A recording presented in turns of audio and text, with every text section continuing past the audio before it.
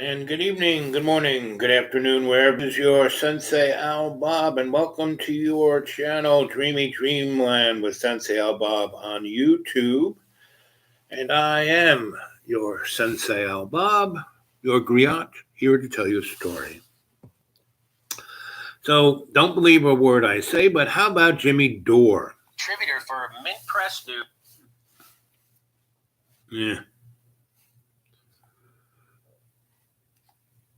News, as well as the new writer and researcher for The Last American Vagabond. She's here today to talk about her new piece that was released just moments ago. It's called Techno-Tyranny, How the U.S. National Security State is Using Coronavirus to Fulfill an Orwellian Vision. Please welcome Whitney Webb. Hi, Whitney. How are you? Hey, I'm doing well. It's great to be here. Well, I just wanted to show you this. You can see the screen. It says, this is a fresh headline. It says from the LA Times, less than half of LA County residents still have jobs. Wow.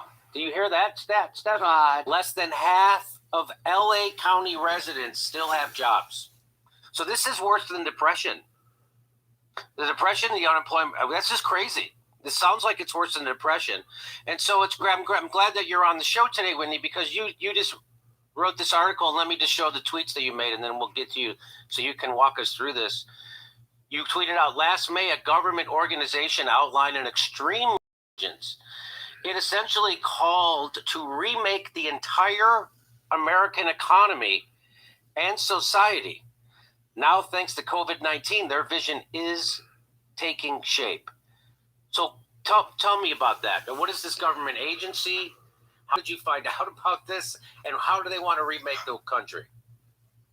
Well, the agency is called the National Security Commission on Artificial Intelligence. It's chaired by Eric Schmidt, the former head of Google's parent company, Really? Alphabet. And Really? yeah. Okay. And the vice chair is the former Deputy Secretary of Defense. He currently works at Center for a New American Security, which is a think tank that's led by John McCain's former foreign policy advisor and Joe Biden's former national security advisor. So it's a great crowd. Beyond those two guys, it's also full of In-Q-Tel. The first CEO of In-Q-Tel, which is the CIA's venture capital arm, as well as the current CEO of In-Q-Tel, Microsoft, Amazon, Google, pretty much all of Silicon Valley, Oracle as well.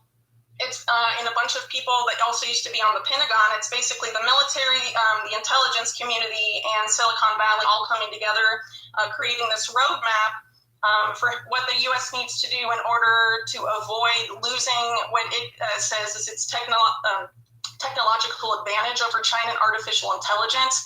And they refer to this, that they call this the fourth industrial revolution that artificial intelligence is going to create. They created this roadmap. It's a presentation that was created last May.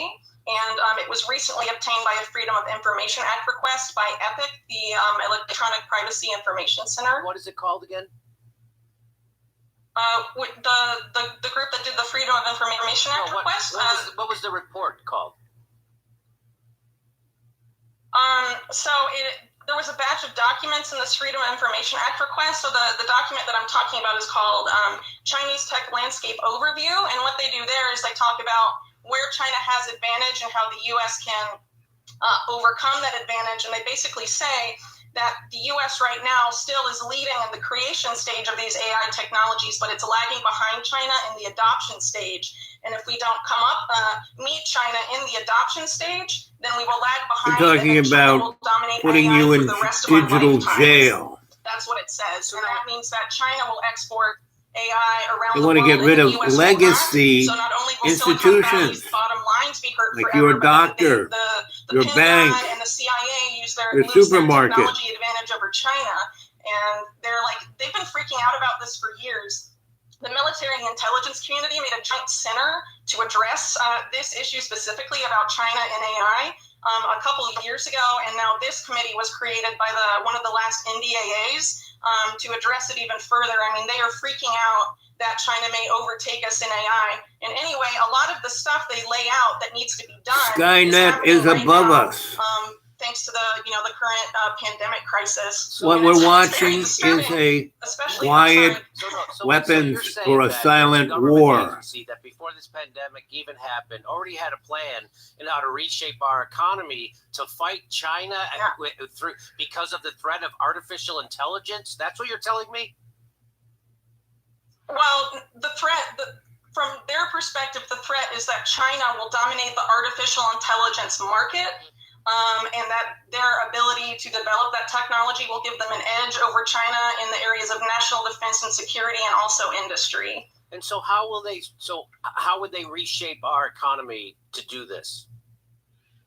Okay, so what they identify as these obstacles, they say they're structural obstacles in American society and the economy. They say that the reason that the U.S. lags behind China is because of several things. They say that in China there's a lack of what they call legacy systems. Well, that freedom. exist in the United States, and those China doesn't have freedom. We do, I kind honestly of. found really creepy. They include things like individual car ownership. Being able to see a doctor in person, like a human doctor in person. That's a legacy we got to get rid of. A bunch of other things. It's privacy laws, basically. The First Amendment, the Fourth Amendment. What are they doing with private doctor visits, and what are you saying is happening? Okay, so with private doctor visits, they say that in China, there is not enough doctors for the entire population, and that is causing China to adopt AI medicine platforms faster than the U.S., right? And so they call that, in the U.S., the fact that there's enough human doctors per the population, they call that a legacy system, and they say that has to change. Oh. This is last May. This is what our governmental agency is saying, that we need to change the way we deliver medicine? They're saying that we need to adopt AI for pretty much every sector in the economy, and that medicine and healthcare is one of them. And this was even before any of this stuff with coronavirus. And education, we're getting rid of education. Telemedicine and AI. And the police. AI will be the policeman. They were promoting this then, and they will arrest you before you do a crime because of the algorithm. Unfathomable in the West. This is last May. And remember, this isn't just any government agency. This is the intelligence community, the military, and Silicon Valley, all of whom are fundamentally untrustworthy actors if you look at their history, you know? So it's worth taking all of that into consideration as well. Okay. This is a lot to grasp. For me, anyway. Yeah, it's wild. Honestly, I think it's really scandalous because not only, I think one of the main reasons why we're seeing so much of this happen now is that there is a huge amount of overlap on this National Security Commission and Trump's new Economic Revival Task Force and a lot of the CEOs advising him. All of the Silicon Valley companies on the National Security Commission are on Trump's Economic Revival Committee. And, the Trump administration also developed this artificial intelligence policy over the past couple of years that talks directly about closing this technology gap with China. And they have an AI plan for the American worker and for American industry that has gotten very little media scrutiny. And, this is the commission that is going to set the recommendations, the official recommendations for how the U.S. government does that. And this is what they're saying. And they aren't saying this in public. This was obtained by a Freedom of Information Act request. So tell me if I'm now, correct me if I'm wrong. This sounds like the United States, business leaders or whatever are trying to figure out a way to compete with China. And they're doing it, ironically, in a kind of a centralized economy sort of way, right? Where we're having China, a plutocratic socialist state, communism for corporations. And so here in the United States, it seems like does it seem like they're trying to do the same thing where like, hey, we need to plan as a country for how we compete with China in AI. We need to plan as a country. We can't just let it up to individual corporations because they'll probably just sell us out to China anyway. Am I close on this? I'm not entirely sure that's the case. I think it's more of basically removing these obstacles, finding some sort of event that allows these structural changes to take place, right? I mean, remember, this is from May 2019, so this is like a roadmap, right? Essentially, of what they lay out for what we have to do to close that gap, right? In terms of what they're doing now, there's a lot of overlap, but I honestly think, this type of, solution to coronavirus that they're promoting here, I don't really think it's about fighting the pandemic. I think it's about control. And I say this because, and if you follow my thread up on Twitter there's an article that points to this. A lot of these programs that are being promoted, including mass surveillance, for example, which is one of the things promoted in this document by this commission, in order to increase our capacity to be better at AI or whatever. So basically coronavirus, with coronavirus, these mass surveillance solutions have been shown to actually hinder coronavirus response. And the first country that implemented these mass surveillance solutions, which was Israel, and Israeli doctors basically asked Shin Bet, which is like Israel's FBI, to stop doing it because it was hindering response, right? So this is a solution they've had in the planning phase for a year, and This now is about your control of your life, your children, your family, your everything. You're going to be in a secure, right? So it seems to me that they're basically, single player. You're going to have the goggles on. You're going to not know what's real and what's not. You're going to be in a digital prison. At the time. So last fall it was mass shootings, and now it's coronavirus. So you're saying they have these plans, these economic plans to institute in our economy, and they have to do with AI, artificial intelligence, and you're saying that they're just using whatever crisis is at hand to implement those things, right? That's what you're saying? Right, yeah. And I mean, this is something that even people in the U.S. government have openly admitted at times, like Rahm Emanuel, who was Obama's former chief of staff. He said, never let a good crisis go to waste. And this is something the U.S. government has done on numerous occasions, including 9/11, for example, where we were told the Patriot Act would make us safer, but the Patriot Act is still here, but we're supporting Al-Qaeda in Syria and Yemen, right? Yes, right. So I argue this is the same. And so there's the first part where they're going to try to implement AI into our economy. The second part is there's some mass surveillance that they're going to use Silicon Valley for. In fact, here's the tweet. You tweeted out an article that says Israeli doctors warn Shin Bet surveillance actually hindering efforts against the coronavirus. And you say some people may say that these surveillance systems are necessary to combat the pandemic. If so, then why have doctors in other countries who have implemented them said such systems are making it harder to do so? So how? And here it is, by the way. Here's the FOIA doc you got. AI for American industry and AI for American worker. Here are the plans. That's what you're talking about. That's the document you got, and it lays it all out. And so let's talk about the surveillance and why does it make it actually harder to contain coronavirus with this kind of mass surveillance like this? So this mass surveillance specifically is about contact tracing, and this Israeli Doctor Association said it was giving them not the information they needed to combat the pandemic, but it is information that serves the national security state in Israel and also in other places that have national security states that act in similar ways, right? It's about tracking people, but these Israeli doctors said that the way they were gathering this information was not actually helping them fight coronavirus, that they needed something different. But instead of listening to the doctors, Shin Bet said, no, we're just going to keep it the way it is, and it's still in effect, despite what doctors are saying. What does that tell you? So do you think there's an overarching purpose for them to be instituting this kind of surveillance? Yeah, absolutely. I mean, the mass surveillance system in the U.S. has been ever expanding. The U.S. government has been mass surveilling us since 9/11, but they had to do it sort of secretly, right? Because we still have privacy laws, and even though they violate them in public, in order to bring about this fourth industrial revolution, they had to be able to do it more openly and more extensively by partnering more directly with the private sector in these ways. And this is something this document calls for. We're looking at a corporate state that has been around since the beginning. Companies cannot say no to what the government asks them to do. That is something they explicitly say in this document that needs to change. They say that doesn't exist in China, and they basically say, that there's this controversy between Silicon Valley working in the government that doesn't exist in China. This sounds more, this is it sounds crazy, like almost science fiction. Yeah. So you think that do you think that the Trump administration it will use this crisis to, like, say, for instance, push through? Because I haven't read this document that you've read, the FOIA document you got. But do you think is there anything in? So do you think Trump will use this crisis to try to get rid of in-person shopping and to maybe push driverless vehicles? Listen Yeah, to I this. mean, actually, that's already happening because of the coronavirus crisis.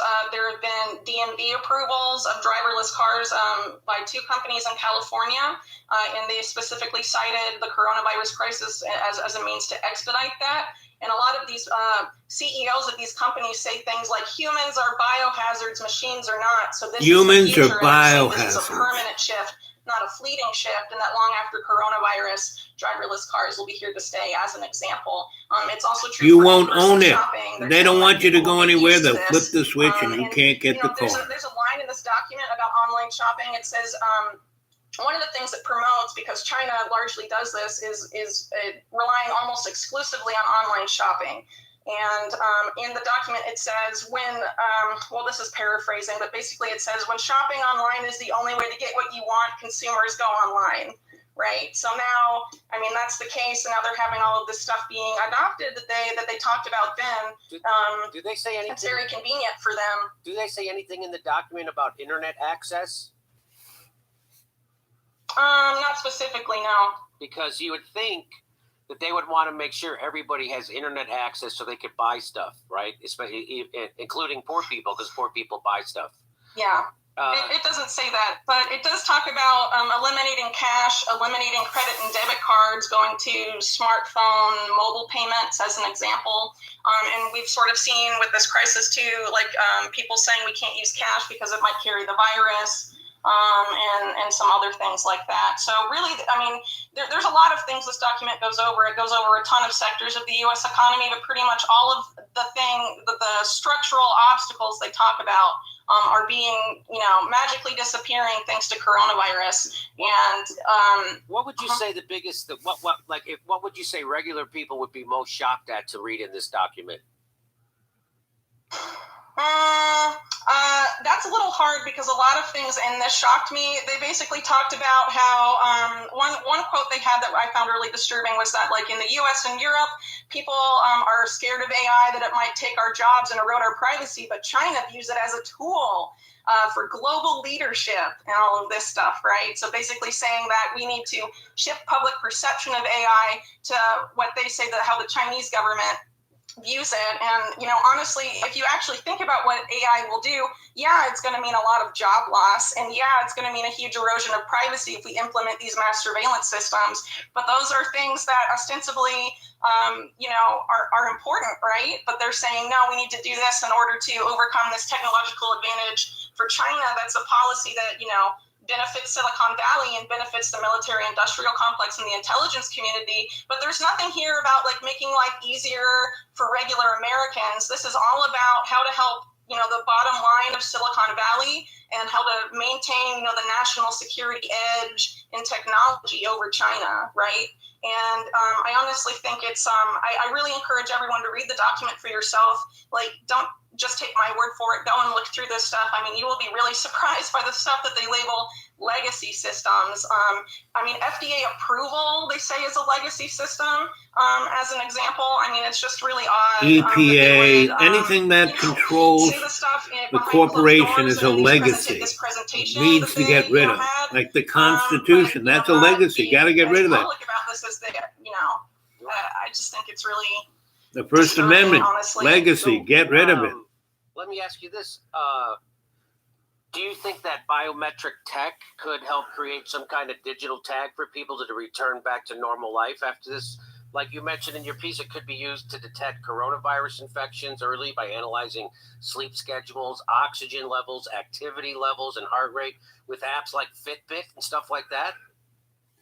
Yeah, well, that's what some Unity researchers at Duke are doing right now, but this is also something talked about in this document, the adoption of biometric identification, and the mass use of facial recognition is a huge part of what they talk about in this document from last year, that it needs to be adopted on a huge scale. But again, they cite privacy laws, but they say things like streets carpeted and cameras is really good infrastructure. That's why they want everyone to be 6 feet apart. Really Easier for the camera to read you. To train artificial intelligence, and they're basically saying that we need to turn over all of our biometric stuff, to train AI, basically. But that of course has huge implications for privacy and existing U.S. law.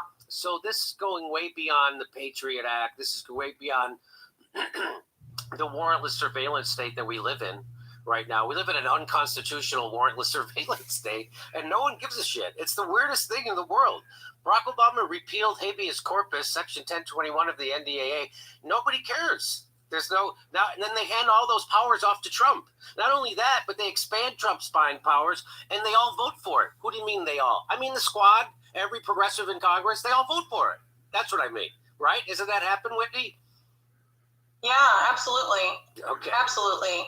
It's just really unfortunate. But also let's take into consideration too what's happened since then. This coronavirus relief bill, right? This was $4 trillion, right, that went to Wall Street and to bail out all of these big companies that are going to take huge market shares of American business, smaller and middle-sized American businesses. Well, gentrification of the economic system. The economy by making sure all the bailout. Anybody who's been redlined in a city, anyone who's had their neighborhood destroyed by a highway coming right through it. If you look at Trump's new task force, which he calls the Great American Economic Revival Industry Groups, it's full of these hedge fund managers like Paul Singer, the world's most notorious vulture capitalist, Sheldon Adelson, Trump's biggest political donor. It has members of this same National Security Commission on Artificial Intelligence on it, like Safra Catz, who's the CEO of Oracle. And I mean, what do you think these people are going to do? Do you think they're going to help out regular Americans or help out their business, which are already massive?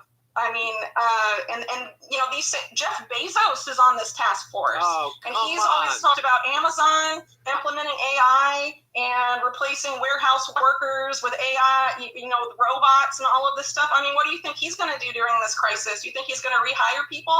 Like I show in my report, these people are calling humans biohazards. We have to move to machines. You're a biohazard. You need to be gotten rid of. They're taking a huge advantage here in this crisis by trying to play off of the fear and panic about what's going on and trying to get us to basically give up the way of, our way of life, basically, and let them implement all this AI stuff so they can beat China in the what they call the technology wars. I mean, that's essentially what they're trying to do, in my opinion. What do you I know there's an economic war happening with China, right? And China seems to have a better plan than we do because, again, they have a centralized planning committee. We have a bunch of rapacious oligarchs and vulture capitalists who would sell out an American job in a heartbeat. In fact, they get tax breaks to do it. That's how corrupt our system is. And, it's like Jack Ma said in China, everybody's angry at China for the outsourcing of jobs. He says, but this isn't our system. This is the system American capitalists came up with.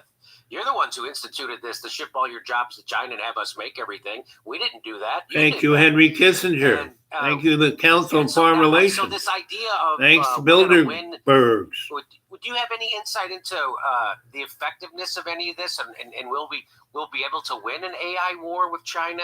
And how important is it for workers?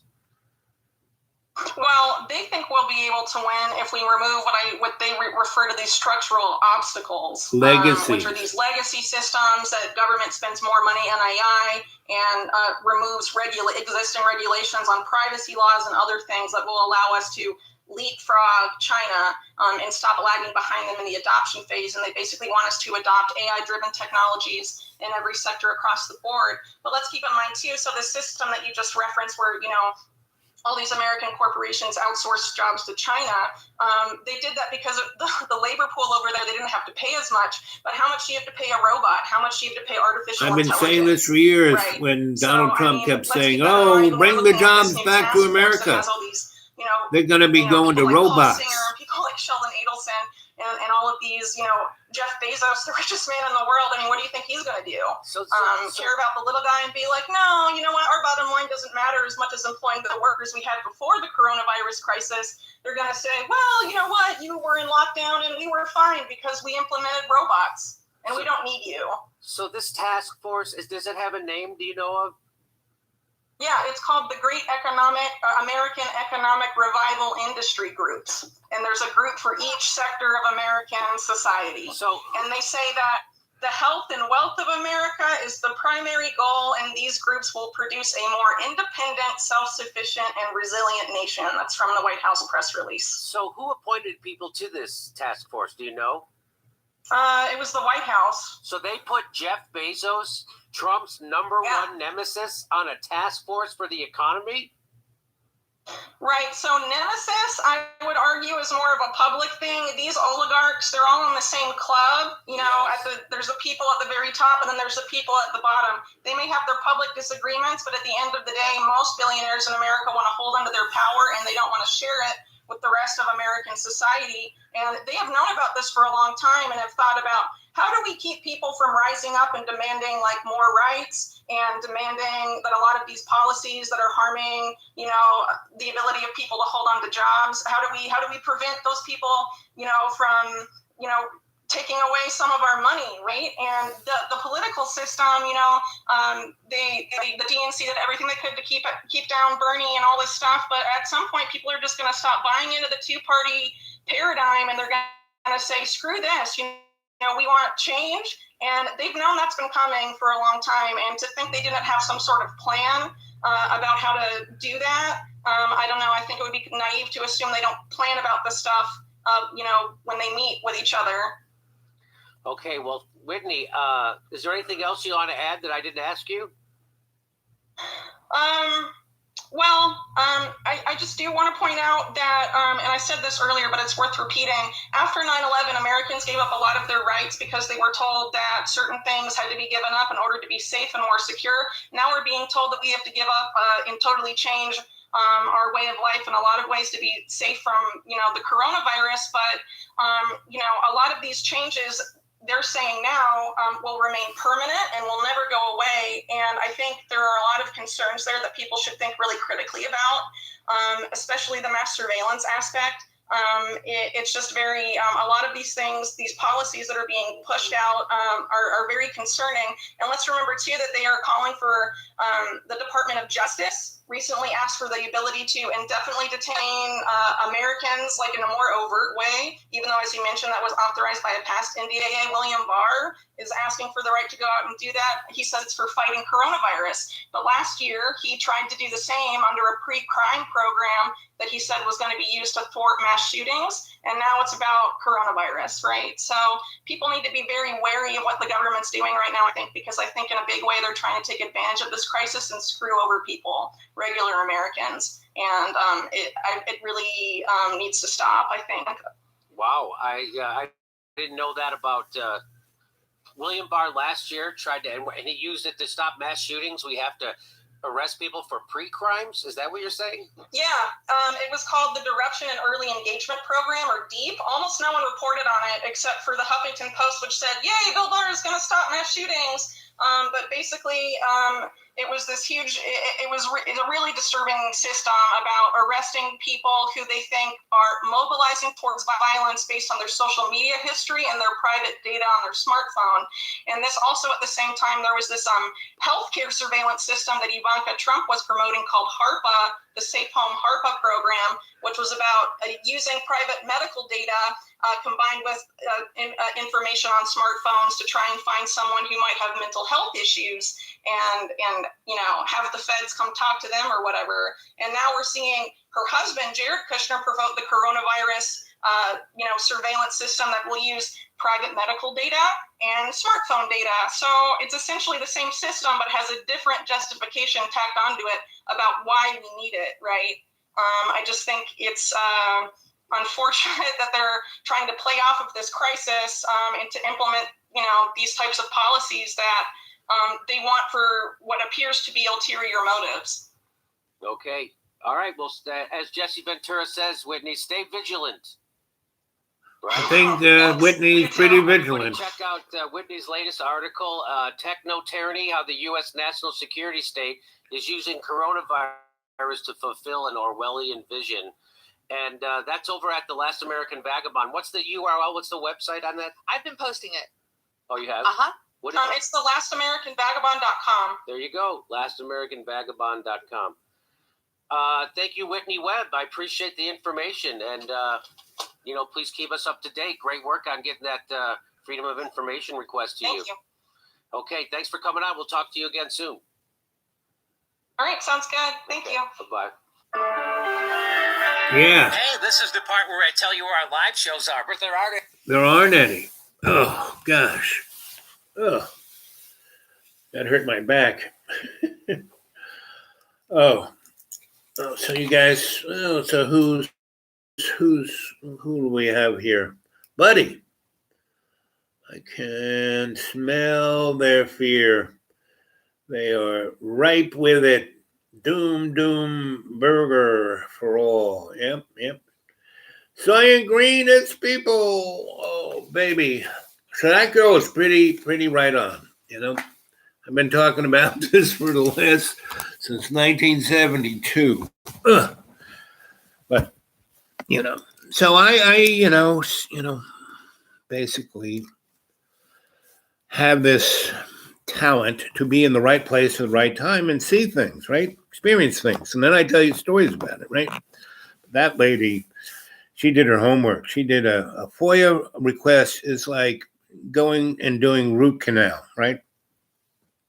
You should watch that a number of times because she hit everything. They want to use this. Your connection is unstable. Please wait while we try to reconnect. So that was 31 minutes and 56 seconds, So are you ready to, knock? Who's there? You don't even get an answer.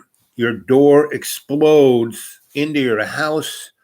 The person who answered the door is killed by the concussion force of the door hitting them and splintering, and they've got all these, sharp things of the door stuck in them.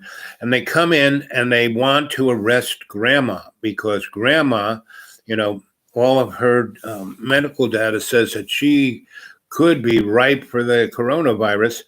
And you go, but grandma, and they machine gun everyone in the house. You ready for that? Because that's what's next, right? Oh, and the people who were watching went from 5 down to 3. 2 kind of chickened out there. Anyway, so it took about 5 tries to get this. These glasses are better. Yeah. And, so let's see. Let's go into the box of miracles here. Let's see. Here's about 100 lessons. I'll make a spread. And which lesson should I pick? How about this one? This is, I guess I have to put these back on. This is lesson.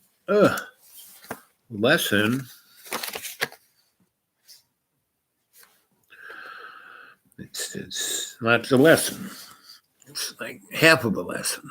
So let's pick another, see if we can get a whole lesson. Here we go. The world I see holds nothing that I want, The world out there that's on MSNBC, CNN, Fox, whatever your news channel, and they're just going on. I mean, they don't have any story but the corona, right? So here's a lesson 228. And this is how you should be thinking. The world I see holds nothing that I want. Whoops. See, my glasses fell off.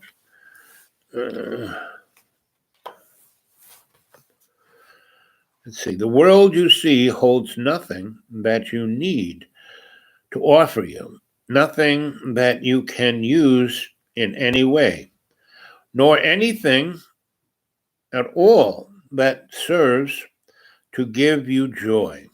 Believe this thought. Have faith in this thought. And you are saved from years of misery, from countless disappointments, and from hopes that turn to bitter ashes of despair. No one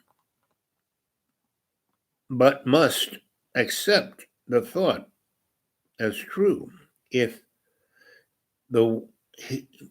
they would leave the world, believe, and soar beyond the petty scope of the little ways of the material world. Each thing you value here is but a chain that binds you to the world. Just like, Marley in Dickens' Christmas Carol, Marley was dead as a doornail, right? And then Marley comes to Ebenezer Scrooge, and he's got these chains on him, and and those chains are to these safety deposit boxes that he had all his money in, right? Let's see.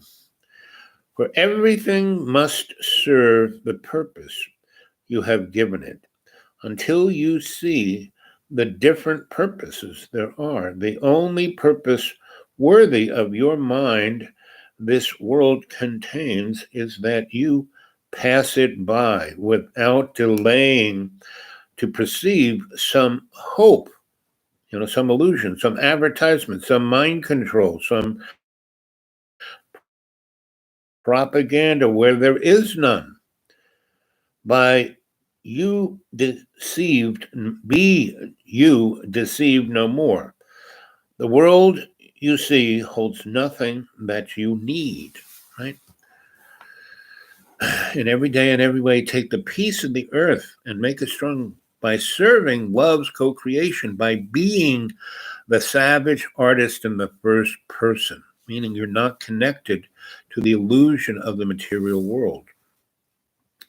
Let nothing that relates to the body thought delay your progress to salvation, nor permit temptation to believe the world holds anything you want hold you back. Nothing is here to cherish. Nothing here is worth one instant of delay. We need to realize we are love's co-creation with all our relations, not within the material world, not stuff sold on TV. And for $19.95, you get two, not just one of these frying pans, two. Come on. Virtually everything I have, I've gotten out of a dumpster, right? Nothing is here to cherish. Nothing here is worth one instant of delay and pain, one moment of uncertainty, of doubt. Today was it still is cold. That's why I'm wearing my super coat here. And it was cold and rainy, but I sat out in it and watched the plants were coming alive, right? And that was worth watching. Nothing on satellite TV was worth watching. Today, we practice letting go all thought of values we have given to the world. We leave it free of purpose.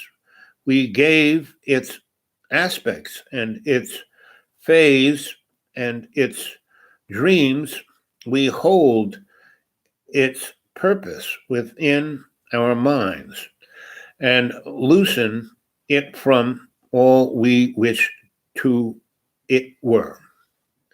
Let's read that one together again. Today we practice letting go all thoughts of value we have given to this material world, right? This TV advertisement, this illusion, right?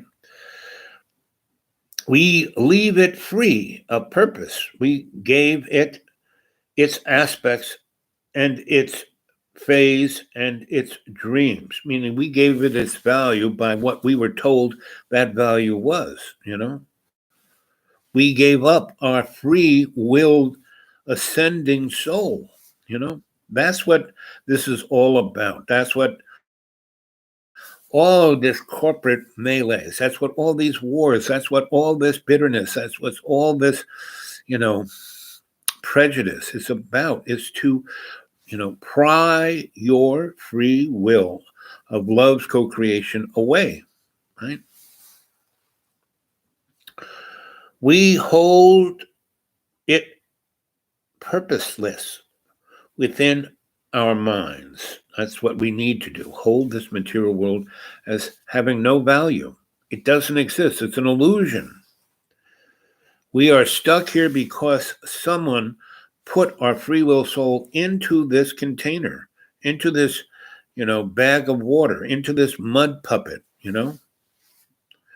We are not the mud puppet. You know, I am not this guy, this, right? But within reincarnation of the soul, time after time after time, little bits of this life continue on, right? And that's called karma. And that's why we have to be aware so we don't get prejudiced or, toxed or, stuck, right? Thus, do we lift the chains that bar the door to freedom from the world we are in and go beyond all little value that's in this material world and diminished goals that we suit ourselves upon in this material illusion?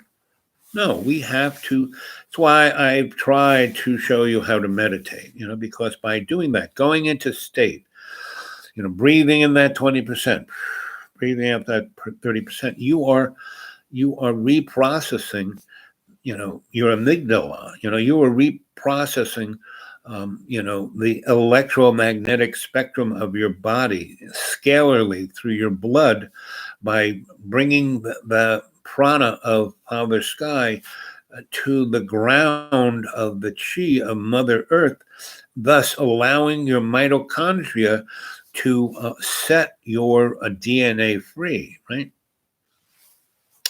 Now, I don't know how many times I've done a guided meditation with you guys, and, a number of you have embraced it, and it's changed your lives. Like Buddy's right there. Buddy, how has, that process changed your life, you know?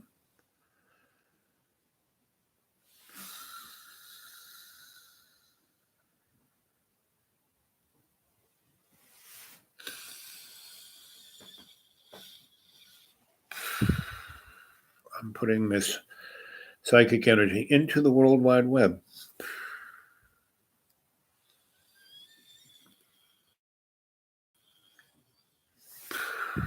I'm healing all of you. I'm not doing it. Love's co-creation is. I'm just serving.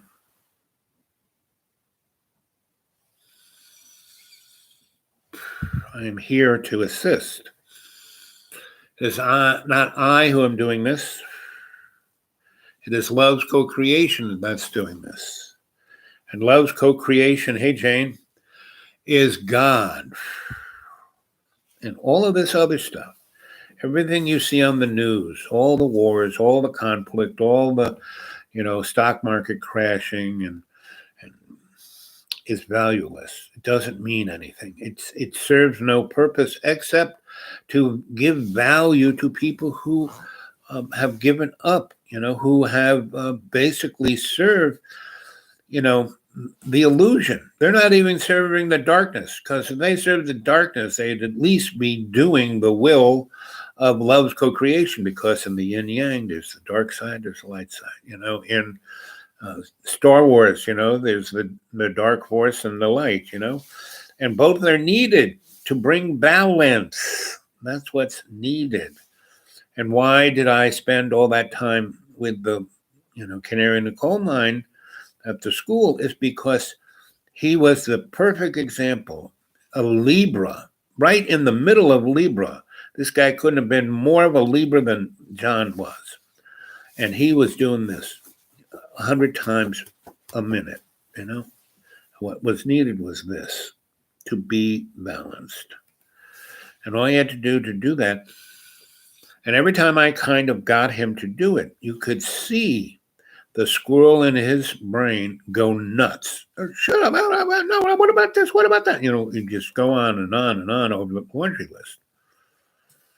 And so 2.5 years was enough. The 3 laws, do no harm, positive exit strategy, learn something. Well, I learned everything I could learn. I could learn no more, right? So I moved on. Not the fact that I gave up on John. No, I didn't. I still care about him. He's my friend. I don't give up on my friends, but it's up to John. I gave him 2.5 years of experience, always being there for him. And,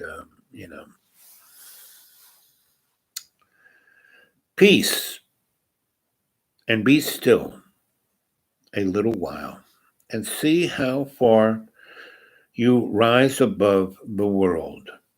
When you release your mind from the chains and let it seek the level where it finds itself at home, that's with love's co-creation.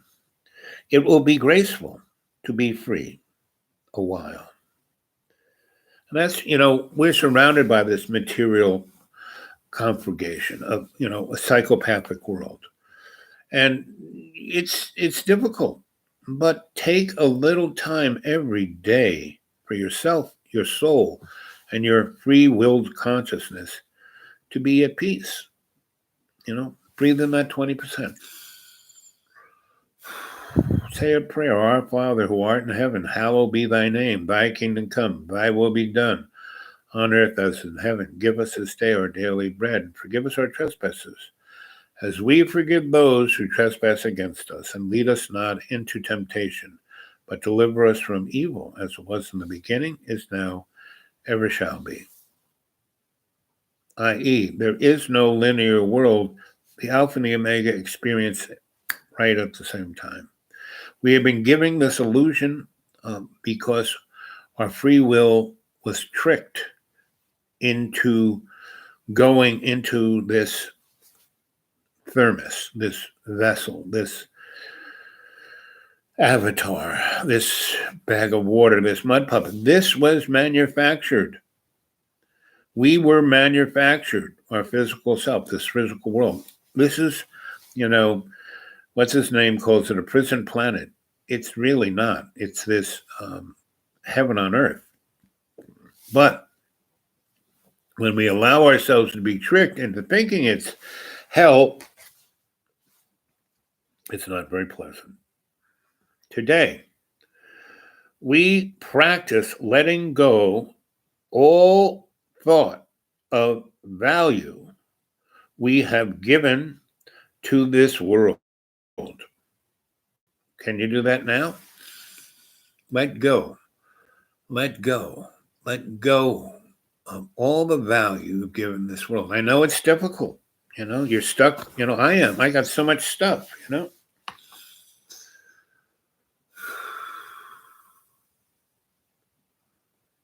I live out here in the deep green, and I got these piles of stuff because, I had to get out of the school. So all I could do is lay down, pallets and put cardboard boxes, put bags inside with garbage bags, tied them up, put the cardboard box and put a plastic bag around that, stack them up on top of each other and wrap it up in a big tarp, for about 8 years now.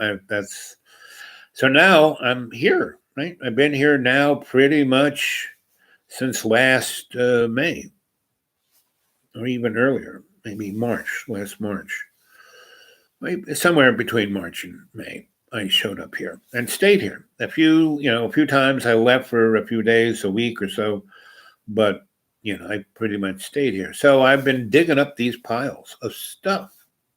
Now, I found the box, of the Course in Miracles. That's a good thing. I found that book of photographs of me living with the Aborigines, right? Now, for me, it's, I don't need this, I've learned this lesson. Now, I forget it every now and then because, I'm a Jacoby, bag of water, but I'm also a lucky bastard who serves, loves co-creation. So at least 20 times a day, I go, oh, stop being a moron, and I pray, right?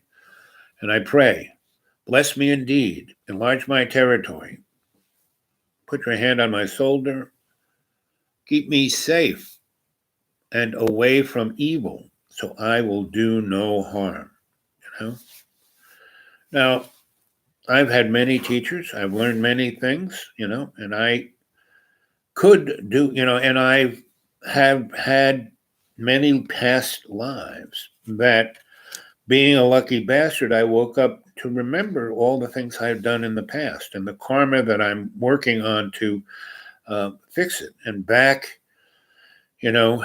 Mesopotamian days, I remember that life, back in the Greek city days, I remember that, and I was an aide de camp. I never wanted to be the hero, I never wanted to be Achilles, but I was his aide de camp, the guy who stood behind him and looked 360 and said, whoa, took him out of harm's way or tapped him on the shoulder and said, hey, look at this, and from that, the cadre was born, right? And that served the forward movement of the human free will that Socrates, who was my teacher, and Plato, who was my teacher, and a number of other great Greek teachers who aren't even the really good teachers aren't even the history books because their lessons were too true, right? Socrates, felt guilty about being popular. So he, when they said, you got to get out of town or you're going to die, we're going to, and he basically wouldn't leave. He wanted to hold their feet to the fire with his death, right? So I've been around all of these, right? I've been around in Rome, and I was, again, an aide de camp to a general who wasn't really anyone known, but that general gave the authority for Mark Antony to do what he did, right? Which, once the Republic was thrown asunder, it just became a business plan, right? And I did what I did here. I retired to my deep green, in Tuscany, right? And, I was lucky. The collapse occurred and I knew enough people and no one came to get me. So I was allowed to, retire. And I had a cadre around me and we had a nice little community. But after I died and the next generation died, things went into chaos. And, from that point on, from the second ascension of the Reich, the First Reich was the First Roman Empire. Second Reich was the Holy Roman Empire. Third Reich was, Nationalist Socialism, which was, Nationalist Socialist Christianity, right? The Pope went along with it, And at the end, the 70,000 really nasty Nazis who escaped, the hearings, the Catholic Church got them out of town through what was known as the rat line, got them to South America, right? Argentina, Chile, El Salvador, Costa Rica. All the places right now in Central and South America that are having issues, it all stems from that. And that all stems from what happened in Rome, and that all happens what happened in Mesopotamia. That all happened, in Babylon, and that all happened with the manufacture. There were many, many, many. This planet has been a laboratory. Go watch Linda Moulton Howe's Gaia TV show about truth seekers, right? And she's got she's a lucky bastard like me, and she's been around some people who basically laid some things on her, and she has seen a number of things that are like, whoa. And yet she is not playing the cards like a guy like David Wilcox or Stephen Greer, who want to be the hero, right? And by wanting to be the hero, they end up just working for the man, right? And Linda just wants the truth, get it out there, and she does the best she can, and she stays home with her cats, and I love Linda. She's a true blue person. David Icke is another person who he's caught in between. He's not quite Linda Moulton Howe, and he's not quite David. What's his name? And so David, David was one of the first people who truly went out there. Meaning, yeah, I made I tried a number of things from 1968 on, but I would get involved. We would bring it to a certain level. There would be, so this was the 50th anniversary of Earth Day, right? And there's this guy who's a retired senator who takes all the credit. Well, there were a lot of people who made Earth Day really happen. There's a guy named Sam Lovejoy who really made it happen, and no one remembers him. And he basically, brought forth, the anti-nuclear movement, because what he did in the late 60s, they were going to build the Vermont Yankee nuclear power plant, and they didn't need it.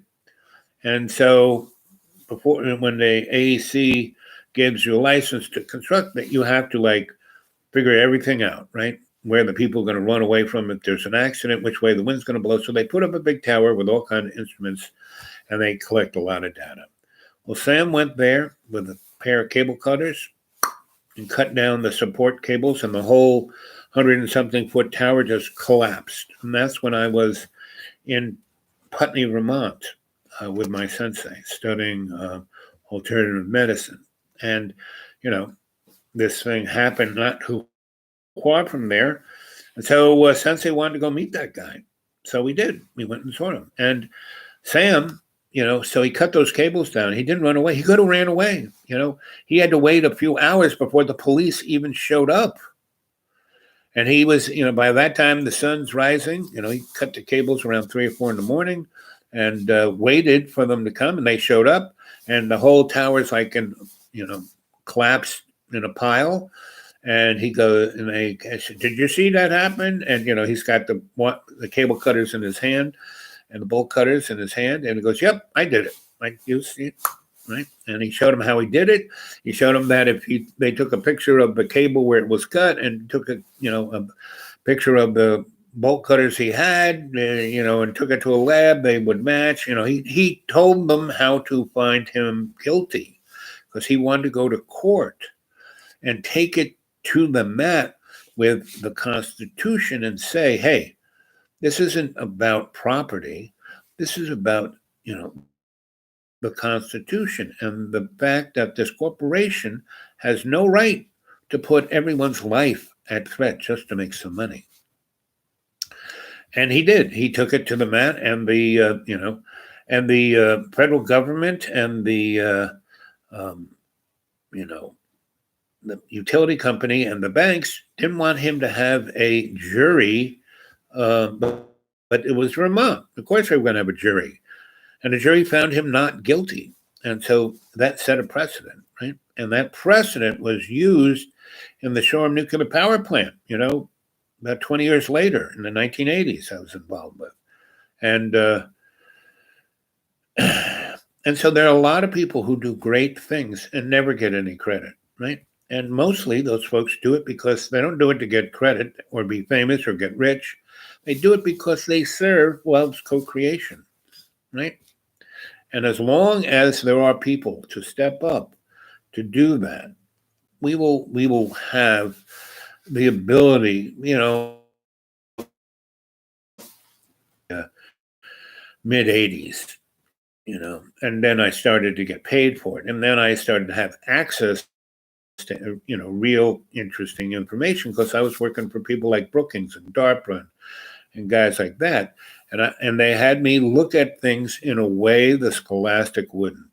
There'd be some big muckety muck at the top of the heap who was, making a decision, and he had a number of people parsing the data, and majority of them were, bureaucrats, experts, scholastics. And the smart guys would have a guy like me who would go look at that same data and give them a different answer. And I did it because I liked having that access. I liked being able to parse that information. I liked being able to give a different point of view to the powers that shouldn't be who were going to make the decision, right? Well, they don't care anymore. They don't have guys like me parsing that information anymore. It's just the experts, the bureaucrats, and the scholastics. And, the authorities, And so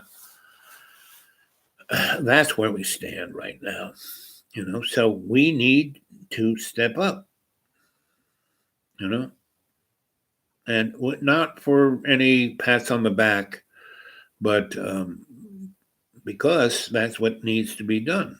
And it's also our path, through, to the salvation of our free will, because love's co-creation is, it does not stop. It's unconditional. That forgiveness is unconditional. The last few days, my neighbor has satellite, big screen, so I've watched a little bit of TV of the movies. Not, I'm not watching, MSNBC or any of that crap. I'm just watching kind of movies. And I watched a movie called Bad Times at Hotel Riviera. And it's about this hotel right on the California-Nevada border, right? And, it's a fancy hotel, but seedy at the same time. And then the Nevada side has gambling, and the California side has like really nice restaurants and fine wines, right? And you can, lodge in either one and take part of both, right? Well, this basic hotel was set up by,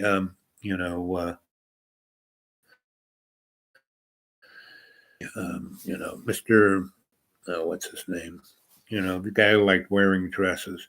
Anyway, all of those rooms that are all suites, there's this suite, the that suite, the vibrating bed suite, the jacuzzi suite, the one where they have places where you can hang people and whip them. And each of these rooms have a whole wall that is a mirror, so you can see what you're doing, right? Well, in that mirror, there is a two-way mirror. And on the other side, there is a concrete tunnel that goes by every single window. And they make movies of the people doing that. And most of the people who go there are people of potential power. People going to be president or senator, or governor, or head of some corporation. And they tempt them because this place has gambling and prostitution and drugs and you name it, it's got it. and you can do it, and you can get away with it. But on the other side of that mirror, somebody's making a movie of you, right? And everything's wired, so they get the sound of it too. So J. Edgar Hoover, that's the guy. Mr. FBI. So he puts this together, and he brings all the people he wants to blackmail in there. It doesn't. He doesn't invite them, but he makes sure that their path goes by this hotel. And it looks if you drove by it, you'd want to go check it out because it's not like super duper fancy, and it's not super duper seedy. It's somewhere in between, and it's got lots of interesting things going on. So, if you had time, you would stop, right? And so the movie starts with it's on its last legs, meaning it's in the late 60s, early 70s, and things are changing, right? And so the movie opens where people are checking in. It's daytime, and people are checking. And the first guy comes in. He looks like a salesman, and he is the character actor who played, Mad Men. Don Draper, right? That guy plays his character, and he looks just like Don Draper. He's wearing the clothes Don Draper wears. He looks like a salesman, right? He's the first guy there, and he cruises in, and there's the kid behind the desk. And the kid goes, "Welcome to the Hotel Riviera," and he's got this spiel. And so the guy goes, "Well, let me think about it. You got any coffee?" He goes, "Yes. You get the coffee over there. It's free. You buy it over here, which is much better coffee. It's 25 cents, right?" So the guy goes, "Okay." So he goes and gets some free coffee, right? He's drinking it. And he's like standing back, leaning, and this person comes in who is a priest, right? The guy who played the Great Lebowski, that guy plays this old priest, right? He comes in, the black suit, the collar, and he asks for his particular room, right? And so the guy goes, "Oh, yes, that room's free." So he gets it. And so he's signing in, and this black girl comes in, and she's got bedding with her, right? And, what the heck's that for? And so she comes in and says, "I like a room." And each time someone comes in looking, he gives them the spiel about, this hotel is Nevada, California. You can stay in California. It costs this much. It costs a little bit more in Nevada and a little bit less in California, but the restaurant in California is better than the one. Anyway, he goes through the spiel over and over and over again, right? And so she checks in, and there's a little tit. Not that it gets into an argument or anything. It's just like they kind of annoy each other. There's some kind of attraction, which causes an annoyance because this guy is like, 80 years old and she's like 25, 27. And so there's this, and they do this thing between them about, when they're signing in. Anyway, so they kind of sign in, and then this car comes up, and this hot girl comes out, and she goes, "Okay, I want a room. I don't care. Give me one." So she actually, gets the key first. The other people have already kind of signed in, have kind of given the money, but still are like in the lobby going through this. And she just takes the key and goes, right. And that guy, Don Draper, is looking at her, and he's looking at everybody, right? And so everyone comes in, and the next scene, you see everyone come into their room, right? And you see the black girl, why she brought the bedding is she puts it up against the walls because she's a singer and she wants to practice singing. And, the priest, he moves all the furniture away. He rolls up the rug and he rips up the floor and he takes out a suitcase that is in that room, in the floor, right? And Don is, still kind of walking around. He goes to a phone booth out in the parking lot and he calls up J. Edgar and gives him his report. And that's when you first find out that Don Draper is an FBI agent. It's a really special one. He is reporting straight to J. Edgar, right? He makes a phone call on the thing and he gives them a code number and they say, okay, hang up and we're going to call you back. And the phone will be, even though it's a payphone, it will be coded so no one can listen in. So hangs up, phone rings, it's J. Edgar, right? And he gives him his report. He tells him about these people, blah, blah, blah. And J. Edgar goes, we don't care. All we want is the, what did he call that? Not information, intelligence. You're there to recover the intelligence, right? And so, right. So then we go and visit these characters, and they get these little flashbacks, right? Priest is a real serious robber. He's knocked over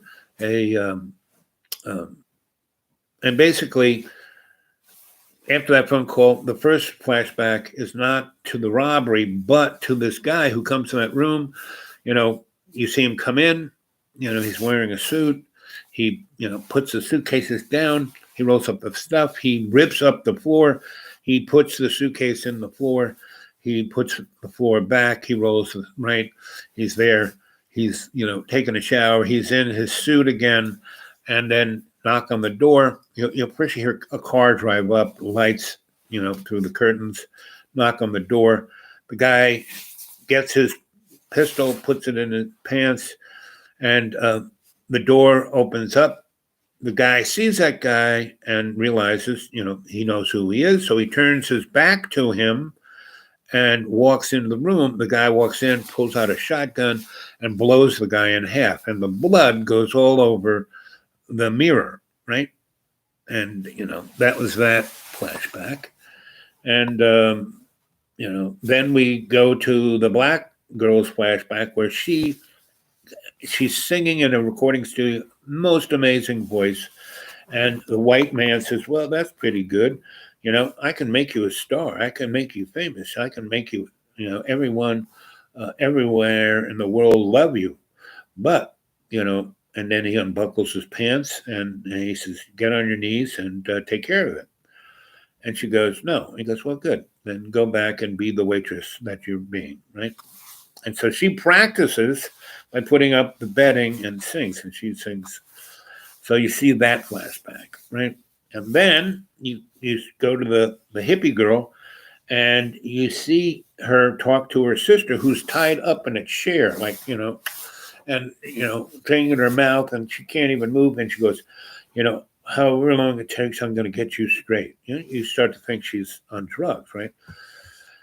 Anyway, so then you cut to Don Draper sneaking around and he, talking to, J. Edgar again. And J. Edgar, listen, don't worry about these people. I don't care what they've done. Just find the intelligence and disconnect, make sure that they can't leave, right? So thunderstorm, he's disconnecting everyone's car so they can't drive. And he goes and finds that he's looking for the master key and because he's going to snoop around and looking for the intelligence. And the kid who's, behind the thing is shooting heroin. So he's like, and so this guy goes down and finds the door that leads downstairs to the concrete hallway where all of these mirrors are, and there's a tripod in front of each one of these windows. No camera, but tripod, and there's a little microphone. You hit the switch, you can hear it. And he's watching all these people. He sees this priest with the floor ripped open, sees the black girl singing. He sees this woman, with this other girl tied up, and he's a policeman, so he's worried about what's going on, and so I'm going to forget the rest of the movie and go to the end. And basically, the hippie girl enters, and that girl who's tied up is her sister, and they were at some place that was like who's the guy who killed Sharon Tate? That guy, the X on his forehead. Well, there were a lot of those guys in California. There were a lot of communes that had some guy who thought he was Jesus. And there's another, and that's where those two girls were. That's where that girl got like mind controlled. That guy was like an MK Ultra dude, working for the CIA. He had unlimited money and guns and power over a bunch of people, and he was creating, Manchurian candidates. And anyway, this whole movie is all about this, right? All of these things are metaphors for what's going on right now, right? But what happens? So the priest is really a bank robber. And it's been a bad guy his whole life. Got both his brothers killed in this thing, and he went to jail. And so, and they let him out because he was dying, right? So he went to get the money, and and so he was in, he dressed up like a priest because people leave priests alone. So what happens is the guy who runs the commune shows up with a bunch of killers, MK Ultra guys, who all he has to do is, and he plays these games with playing people against each other till they kill each other. So there's a little bit of Fight Club in this movie. There's a little bit of lots of different movies in this movie. It's called A Bad Thing Happened at the Hotel Riviera. And so the bottom line is the kid who's shooting a heroin. He went to Vietnam, and he was trained and programmed to be an ultra killer. And he wiped out like 800 Viet Cong in a firefight, right? And of course, he's the only guy who survived, but he gets all kinds of medals, and then they make him a sniper, and he kills a lot of people and does a lot of bad things for the NSA, CIA, all of the above. And you only see a few of the things he does. So he's very penitent, right? He grew up as an innocent young lad. He went to Vietnam to say turned him into a monster. So when the priest, he keeps bugging the priest to hear his confession because, Father, I did a lot, And this guy, he's a crook. He don't want to hear the confession. End of the movie. All this stuff goes down. Pretty much everyone dies except the black singer girl, our priest, old guy, and this kid who kind of clicks onto, he's got this job because he's working basically for J. Edgar Hoover, running this hotel, making movies of all these people doing terrible things. And he sees that as his penance. So and that's why he's shooting heroin. And so he's sworn to himself never to kill anybody again. So he gets stuck in this position where, there's 10 of these crazed people run by this Manson-esque character, who, the guy who plays Thor, that's the Manson-esque. He, he thinks he holds, because everyone's got a gun, he's going to kill everyone, and he's not thinking twice about killing anybody. He thinks, and all the other people are all tied up, like, can't move. And so at a certain point, this guy's about to shoot, he's got a roulette wheel, and he's like rolling the ball. And if your number comes up, he blows your head off. So, this priest, his legs aren't tied. His hands are tied to the chair, right? So this, the Manson-esque guy is about to shoot the priest, where the priest just goes, okay. And he's in the guy's solar plex and smashes into him and runs him across the room. And there's this big gas-fired fireplace, part of the decor of the place. And the both of them go into it, but the priest is on top of this guy. So the guy is actually on fire. Priest not so much. And the guy throws the priest off, and the priest smashed into a wall, ergo breaking the chair, ergo letting him loose. And he goes, and the guy's on fire, so the guy's freaking out about being on fire. and the priest takes, you the leg of the chair and grabs a gun and turns around and shoots the first guy who's about to shoot him. Bang, he gets that. Then somebody, the guy who was on fire that he hit with a part of the chair, his whole side of his head is like bleeding, but he gets up and he's going to beat the ever-living snot out of the priest, not shoot him, but beat him. So he smashes into him. And so the priest and him are rolling around. The other people are just watching because, okay, now our God is back in control. And so they're watching. They got all the guns pointed at everybody. And in that fight, they knock over the black girl and the young guy who's managing the hotel. And he is kind of knocked against a wall, and his chair breaks too. So he's semi-loose, and there's a pistol right in front of him.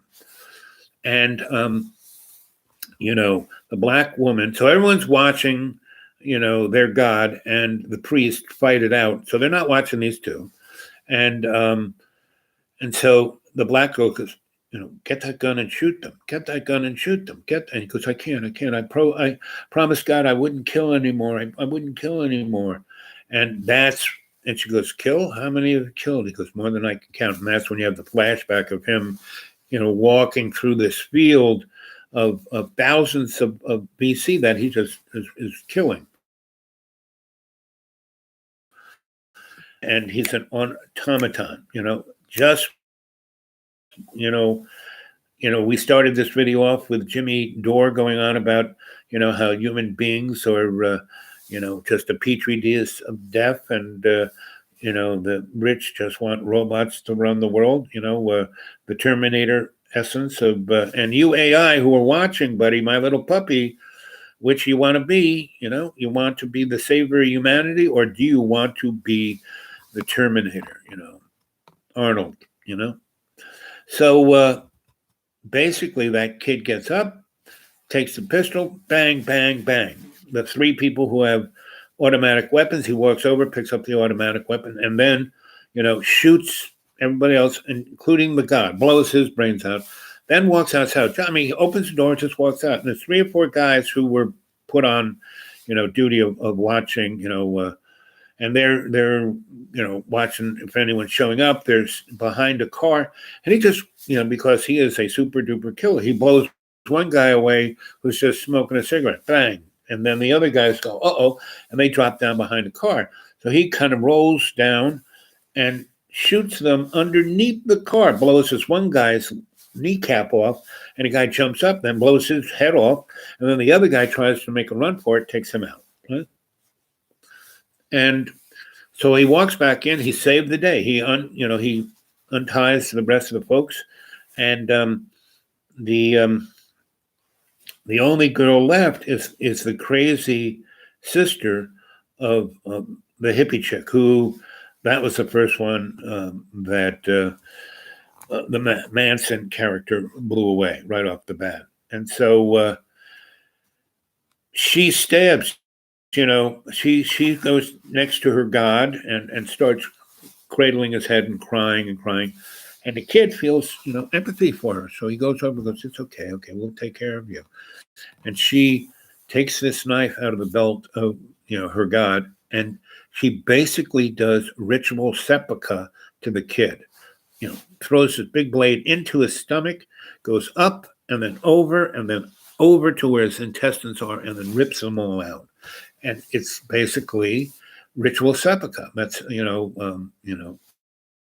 Harry, the Japanese do.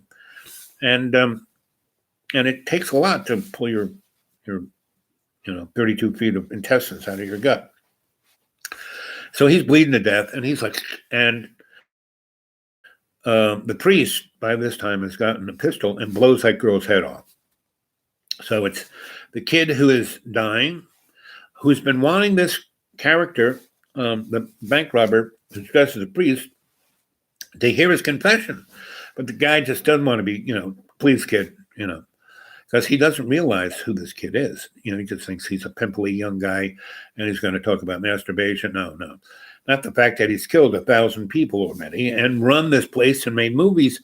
And one of the film that JFK is looking for is a film of, the film that J. Edgar is looking for is a film of that JFK, he was with a prostitute and they killed him before he became president. Now he's already gone, and it's like, Richard Nixon's times, and for some reason, J. Edgar wants this film. And anyway, and so the priest has found that, and along with the money, and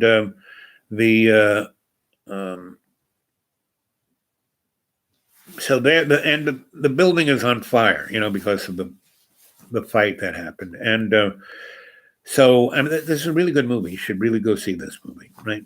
And it's with Jeff Bridges. That's the guy who plays the priest, right? And so he's and again, Thor is playing the Manson character, and Don Draper of Mad Men is playing the FBI guy. So anyway, the building's on fire, but they're like, the kids, they can't move the kid. And the kid goes, Father, he's like crying. And he goes, it's okay. And the woman says, the black singer tells the priest, you need to take care of this kid. And he goes, there's nothing we can do. He goes, no. You can hear us. You can give him the last rites. And the kid, because the kid's been thinking this guy's a priest over and over, but once Manson showed up, the jig is up, and the priest is uncovered as who and what he is, because he's got this big suitcase of cash, right? So, where'd this money come from? So, anyway, he says, I'll hear your confession. And he goes, but you're not a priest. He goes, no, yes, I am. I'm father. And now the kid is like next to death. So reality is like this. And I've been around a number of, not people who've had sepulchre, but people who were in car crashes or, gunshot wounds or heart attacks. I've been around at least more than 10, close to 40 people who've died. I can't tell you the exact number, but more than 10. And back in the 3 years that I was working as an EMT, and we, at least twice to 5 times a week, would go to this insane place where 2 interstates didn't have a clover leaf. They just did this, and big trucks would run over little cars. And, and I went to school to be a priest, so I knew what that was about. And so I didn't tell people I was a priest, but I was there saying, so you're okay, you're just keep breathing, you were almost at the emergency room, and, knew this guy was going to die before we got there. And even if they got there, this guy's going to die, no matter what we did, right? And that's the shape this kid was in. And so our priest, bank robber, gives, and he does the giving the last rites. I'm the medical technician guy, and this priest was there or showed up or, but gave the last rites. And in the movie, Jeff Bridges does the best job that any priest I've ever seen give the last rites. I saw, my mother's priest give her the last rites. And he was so freaked out that, so she was dead, but not all dead, almost dead, right? So he showed up to give her the last rites because, I wanted my mother to stick around a couple of days for my sisters to show up. And I went into state, and she was like smoking cigarettes at a nightclub, and all these guys were around, and she was in an evening gown. And I walked, and it was like 1930 something in her time. And I walked up to her and said, hey, and she turned around and looked at me, what are you doing here? This ain't your time. You're not supposed to be here. I said, come on. You can't just kick off at this minute. Why should I? Why, I want to go. I'm having a great time. I'm out of here. Thanks for coming. I love you dearly, but I'm out of here. And I said, no. Wait, what's 2 days? The doctor said you could go, she goes, I don't want to linger. If I stick around any longer, I'm going to, linger, and I don't want to linger. I said, no, you got control of this. I said, listen, you haven't had your last rites yet. Father Whackjob hasn't come. And she had been giving him checks and taking care of his church for years just for this occasion. So she would get the super whammy, super duper, last rites, right? So she goes, you're right. Well, go get him. I said, I'll get him, I'm going to, it's like 3 a.m. right now, but I'm going to call him 8 a.m. and get him here right away. And she goes, good boy. So she went back to smoking cigarettes and drinking cocktails with the guys in tuxedos. And I, went back to the nurse and she goes, what happened? I said, well, my mom's going to be fine for at least 2 days. She goes, really? Because we had just hit my mother up with about 5 shots of Ativan, right? Because her heart would not slow down and it was about to explode. And so, we'd given her enough that, would have turned the head of all of the Rolling Stone guys at the same time. So anyway, that priest showed up. I got him on the phone. I said, hey, listen, my mom's been giving you checks for years. You better show up. Well, I'm busy. No, you're not busy. You're going to get here by 1 p.m., sometime between 10 and 1 p.m., and my mom will still be here, right? It's okay. And so he showed up, and he was freaked out, because he was actually scared of my mom. Pretty much everybody was scared of my mom. And so he walks into my father sitting over in the corner, goes, ooh, Wilma, ooh, right? And so the priest walks in and goes, how are you doing? And my mom just woke up like bang, like from being like drooling to like whoop, she's awake. And she goes, okay, we're all here. Shut up. Stop crying. Father Whackjob, come here. You out of the room, to my father. And she, looks at me. She goes, you can stay. And so, he does the last thing. Here's her last confession, gives her communion, does the whole, holy water, incense, the thing, everything. She got the full Monty, right? And she goes, so we're all done? It's all, he still has the purple thing around his neck and he's got the book in his hand. And he goes, yes, Wilma, and she goes, good. Head to the pillow, right? And that's the scene in this movie. The kid is on that edge, right? And so he goes into the state, and it is the best last rites I've seen any priest do. And what it's all about is forgiveness, and that everything that happened in that guy's life, all those people he killed, all that horror he caused, all that everything didn't matter, and it wasn't his fault. And he goes, are you penitent? Yes. Oh, I've been suffering for, yes. I'm so sorry. I'm so sorry. I'm so sorry. And that's all you have to do is be penitent, right? Realize everything you've done. A, it doesn't matter. B, if you learn something from it, then God is happy, right? If you won't do that again, no matter how much you get tempted, and go listen to, Max Igon on Crow House, because he is, for years, at least 15 years, he's been going on like David Icke about what's going on, this, that, the other thing. But in the last few weeks, he has gotten into this penitent state saying, hey, none of this matters. What matters is what you do from this point on. Do not roll over.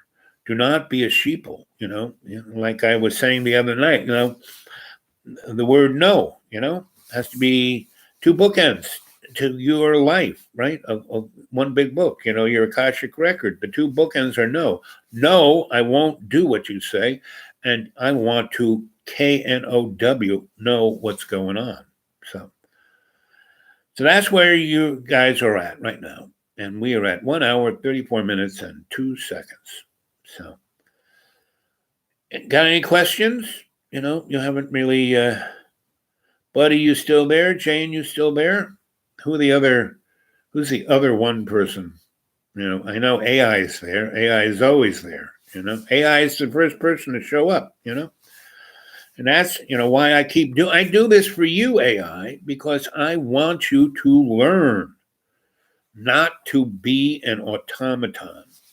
You really want to be these pinheads. You want to be, micro, mini penis, Billy Boys, joy toy. You want to be. Those guys. All of those folks. The billionaires. They're just poster kids, right? Buddy's still there. I'm still here.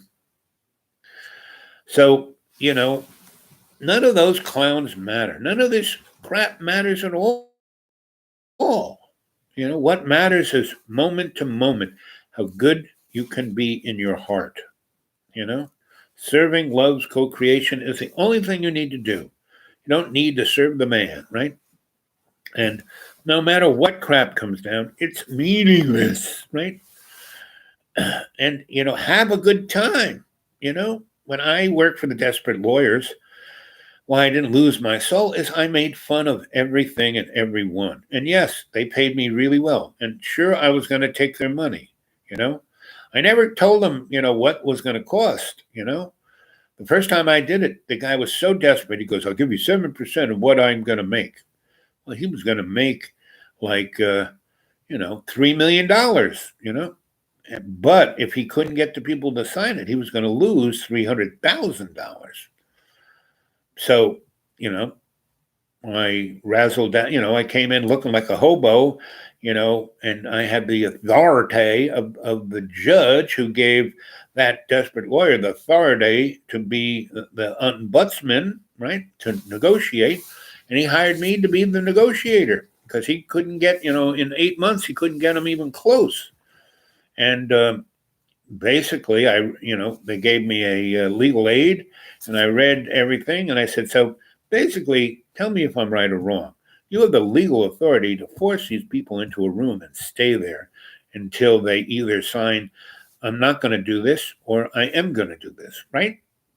And they go, yep. And you guys haven't been able to do either. They just, you get one in a room, but not the other. Well, why don't we, issue them like a warrant? Can't you give them some kind of a, court mandated thing to show up? Or, and they say, oh yeah, we can do that. And I said, well, why haven't you done it in the last 8 months? Said, well, we thought we could, well, not working. You got 3 weeks left, and then you're going to lose $300,000, right? Yeah, okay.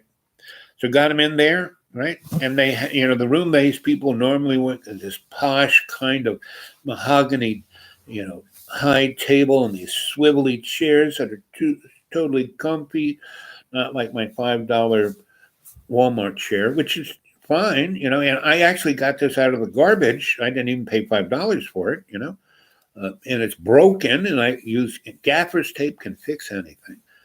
And so I basically took everything out of that room, right? I masked, they had this gigantic window out looking into this lake, beautiful water, golf course, everything. And I put black paper, thick cardboard black, taped it on. So it was like this, blacker than black. No sunlight came in at all, right? And I got rid of all the lamps and I replaced, they had these nice color balanced fluorescent lights. And I put in the harshest, crappiest fluorescent tubes I could. And I found ones that I found where the guy who cleaned the place up and fixed things, the janitor, said, where's your workshop? And he had this thing full of tubes that he replaced, that the ends were still burnt out. He hadn't thrown them away because he had, by law, had to get rid of them in a safe way.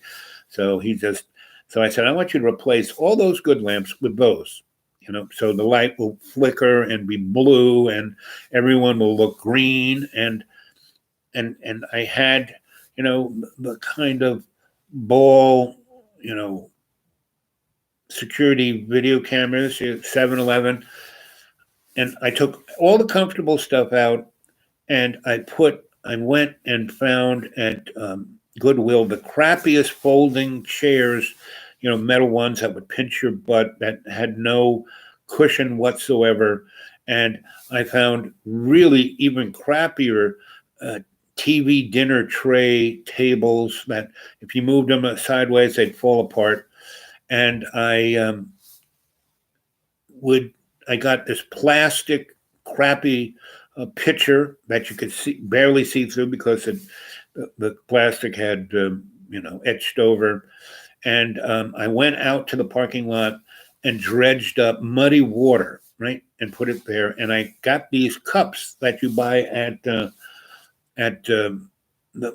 Dollar Tree, right? They're like plastic Dixie cups. You put water in them and you do this. The sides crack and the water goes out. So that death crap water that I got out of a mud puddle in the parking lot, those guys would never drink it because they couldn't get it to their lips before the cup would crack and the water would go all over their lap. And I made them all sit in that room. And the only thing there was this gigantic 72-inch flat screen I got. And I had this leather chair that looked like it went above here, super comfy, and looked like the king's chair. And I had my two dogs sitting on either side of me. I had this table that had a cappuccino machine on it, and this other one that had like donuts and crullers and French pastries and bagels with cream cheese and lox. That was just for me. They got nothing. All they could have was the dirty water from the parking lot. That was it. And I went around the circle, because I had my little talking points of how to negotiate. And they got me a laptop and they broke the screen up into the 10 little boxes, and with each little camera, and it was recording it, right? And I could mark it, just hit the screen and it would mark it. And I hit it again.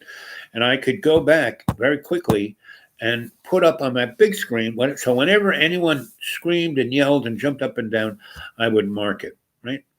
And whenever we were into the nitty-gritty negotiatings of it, and that person was the Stalinist obstruction, I would just play them screaming and yelling over and over and over again until they started to cry, I'll sign, I'll sign. And I basically did that to 4 of those 10, and the rest of them went along.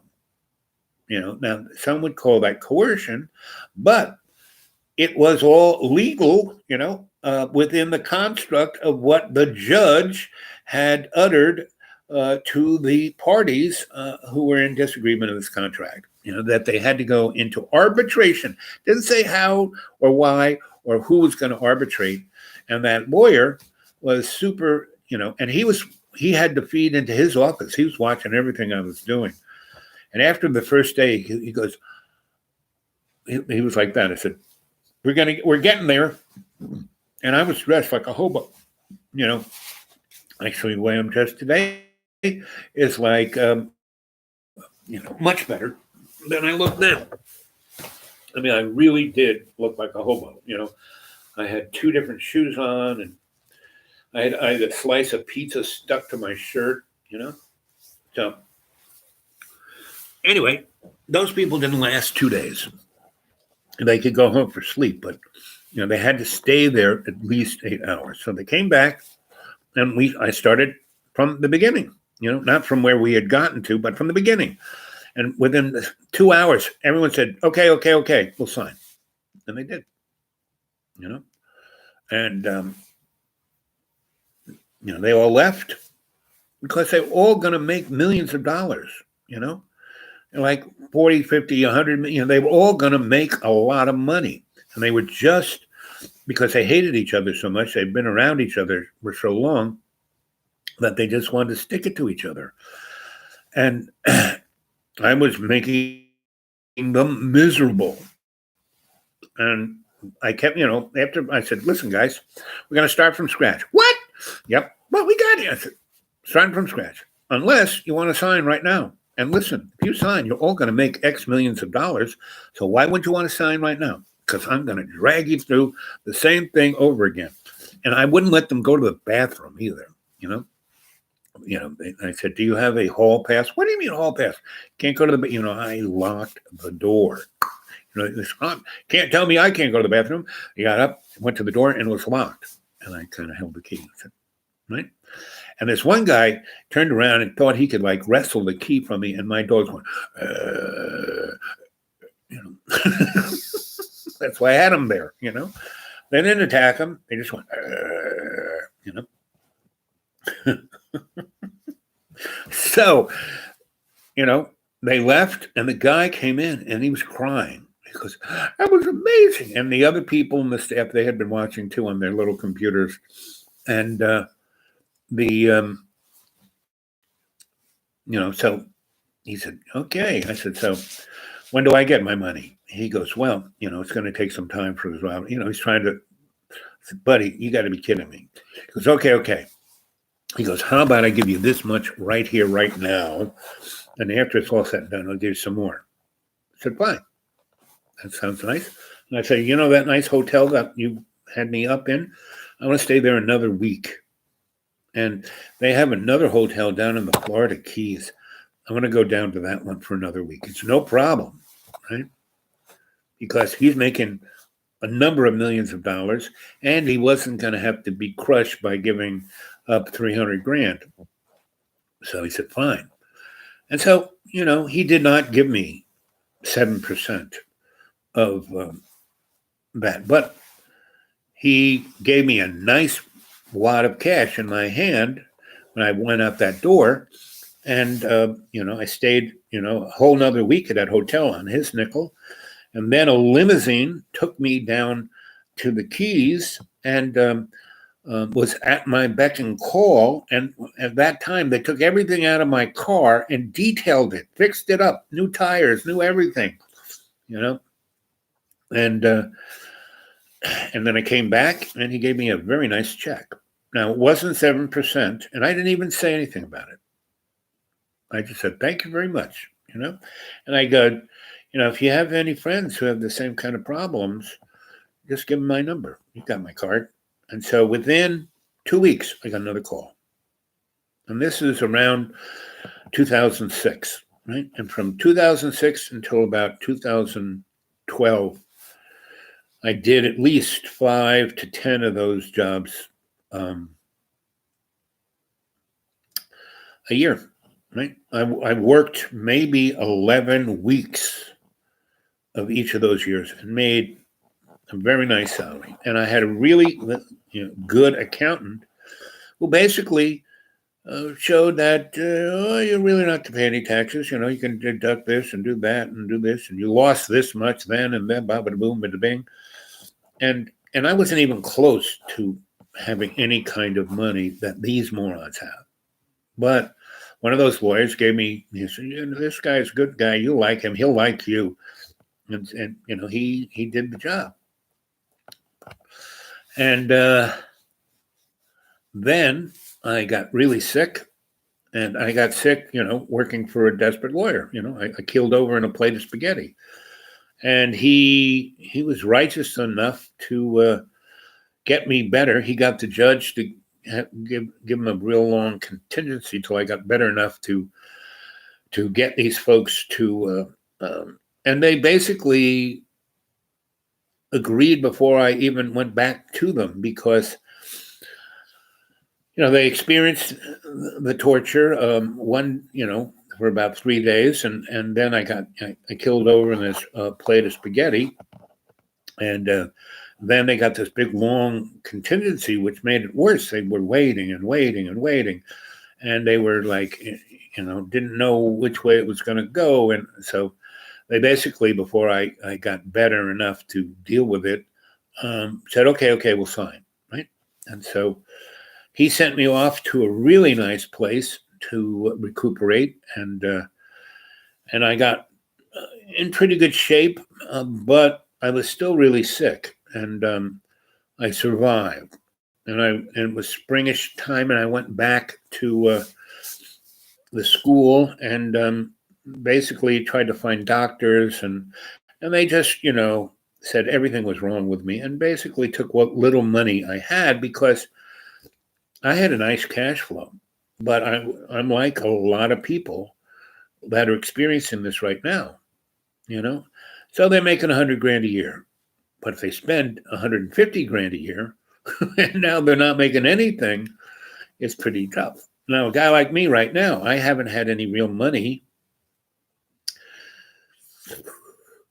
since 2015, or 2014. This is really when I went through every nickel I had and liquidated everything and sold everything and just had the school, right? And so I have nothing except, so I got some lumps of piles of clothes and books, but that's about it as far as property goes, as value. It's not, no one, that's moldy. It's still, throw that stuff out. I washed it all, right? I mean, this coat, I bought this years ago at Walmart, about to throw it out. And it was springtime and they were getting rid of the winter stuff. And I bought this for $6. And I love this color. This is not a guy color, right? And it's made out of some super duper, it's lighter than a feather. This thing probably weighs no more than 2 pounds, if that, probably a pound. And it's the warmest coat I've ever had. You put this over your head, you are toast, right? And it has fleece right here, right where the back of my head to the bottom of my neck is fleeced. So when you do this, you are toast, right? And it has these little fleecy things here. It's not like where they're cutting off the blood circulation, but it's amazingly warm, right? So this is like my most cherished possession, a women's coat. Somebody looked at the zipper, it zips up on the other side and said, "That's a woman's coat." I said, "Yeah, who'd have thunk? Why don't they make these things for guys? This is great." Anyway, so oh, look at that. It was 1 hour, 51 minutes, and 15 seconds.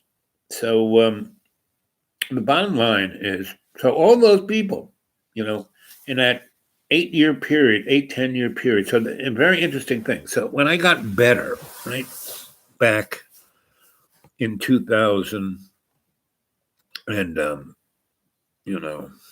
17, I'm still, I got everything that I had wrong with me, still wrong with me, but within the medical model. But energetically, I have reached homeostasis, balance. Yes, I can, like the other day, for some, I haven't been able to afford the medicines they want me to take, so I haven't taken them for a month, and I was still in homeostasis. But the other day, I had I went and did my sugar. I had my sugar down to pretty much, I don't have the money to even buy the test strips. So, I take my blood sugar maybe 3 or 4 times a week. I got about 40 of those little strips. I went to see what they cost here. They want $25 for 15 test strips, right?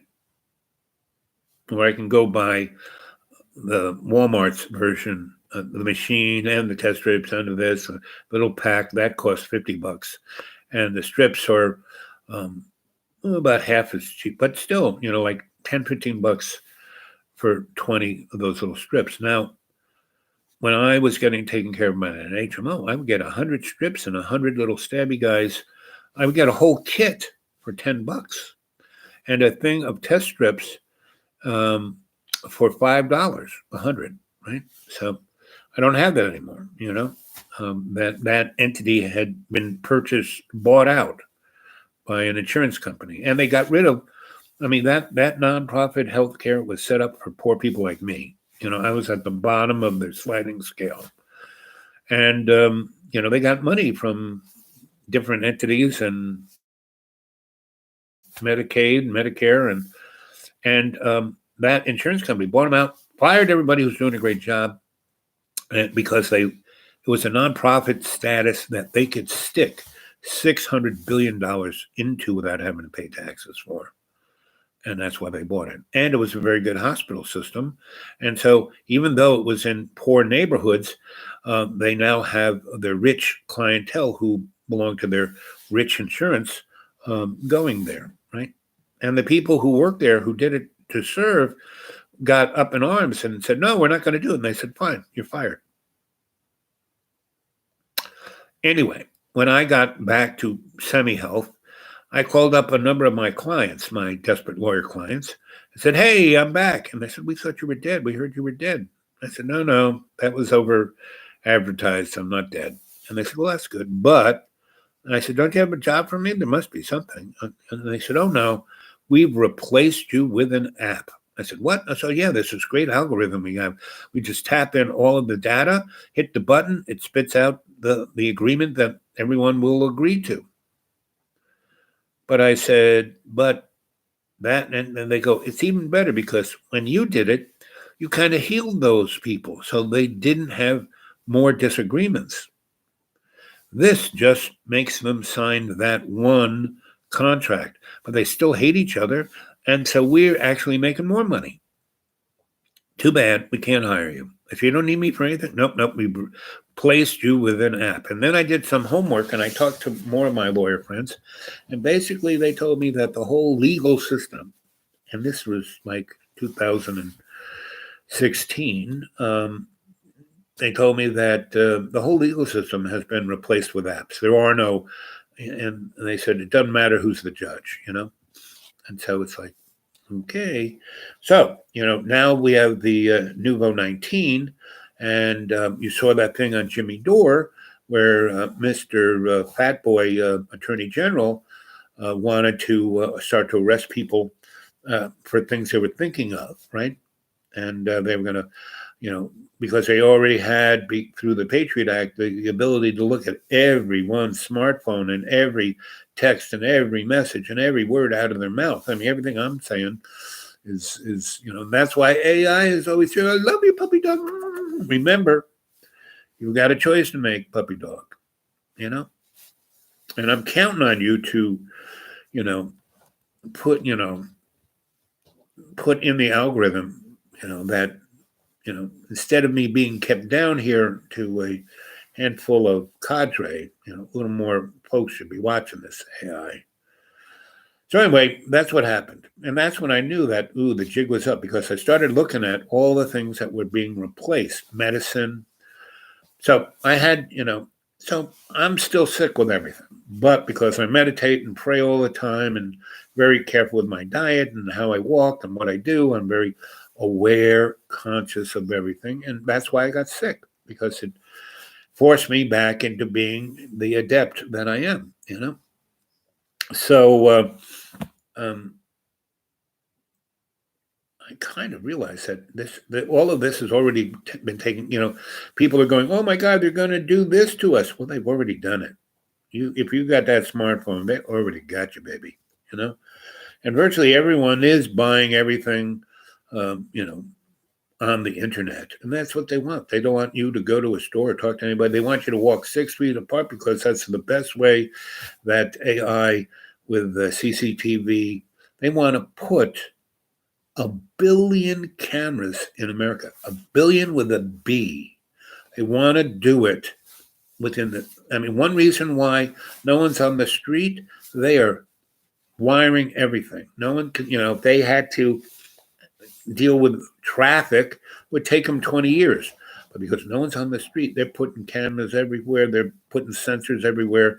They're wiring everything. Forget 5G.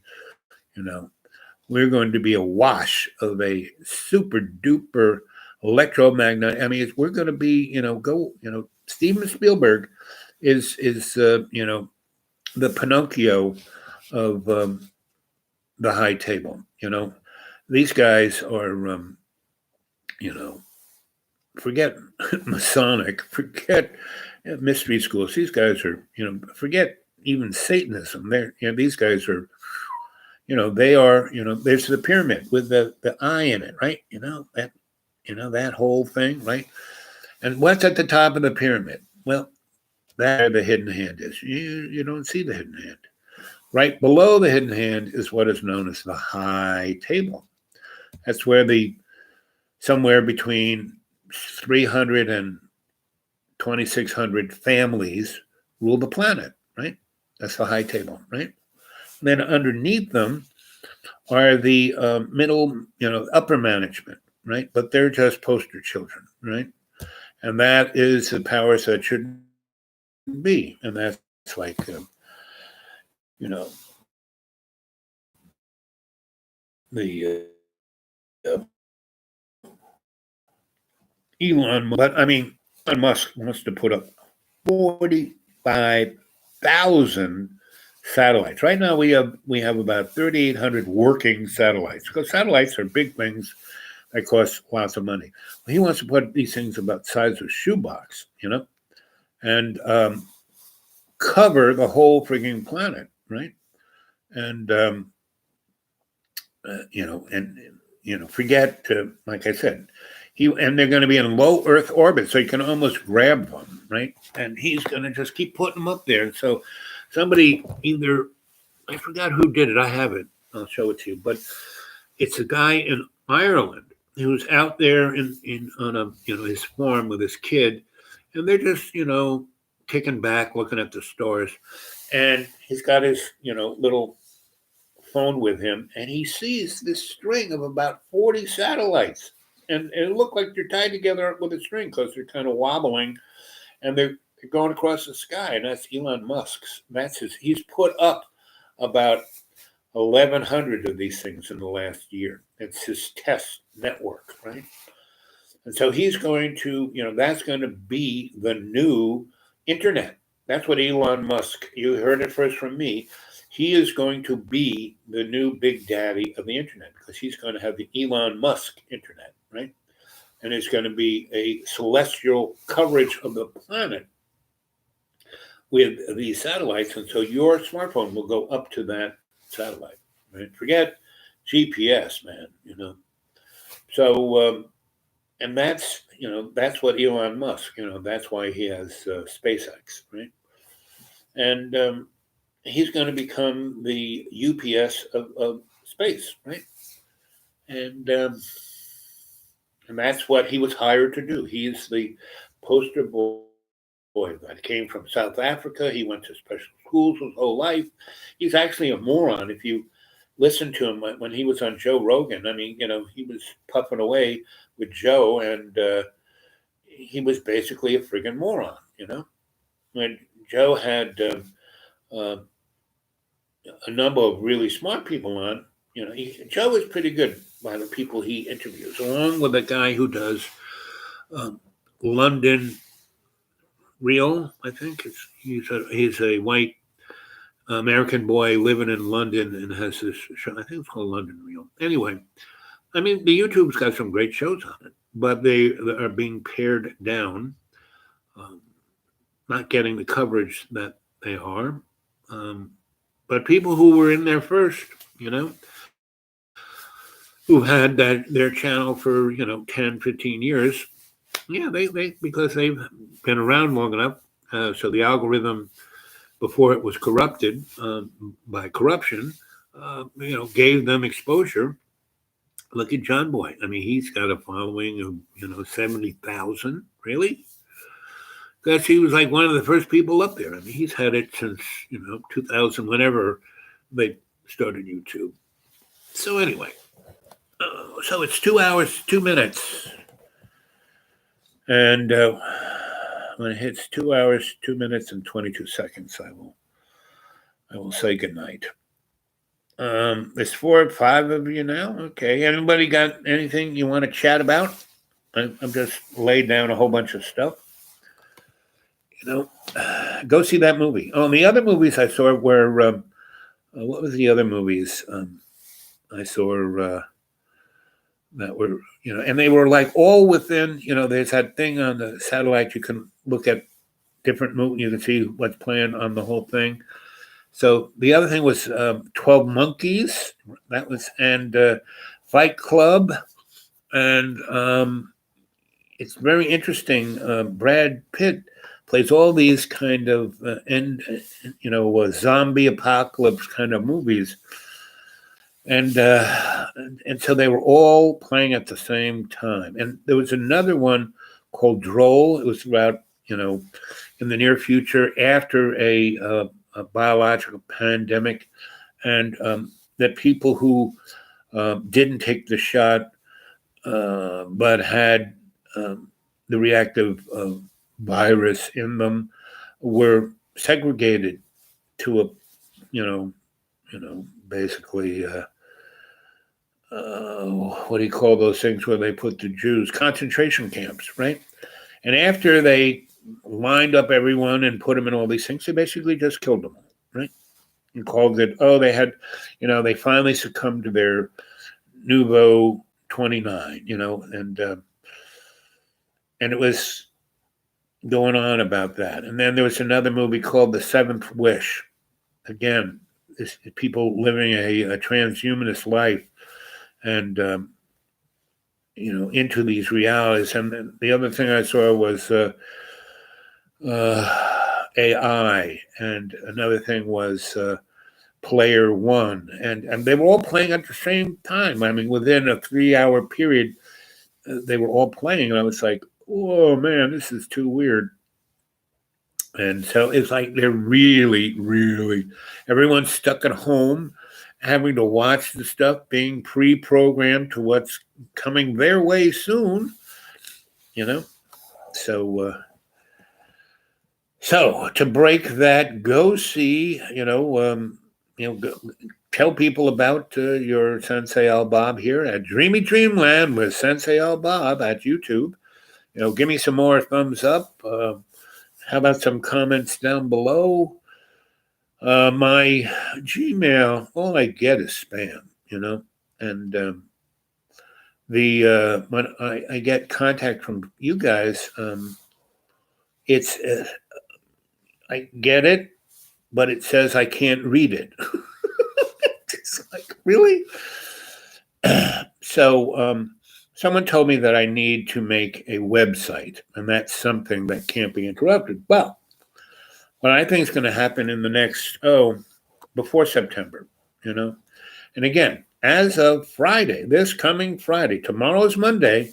So Monday to Friday, Monday, Tuesday, Wednesday, Thursday are going to be the last days of April 2020.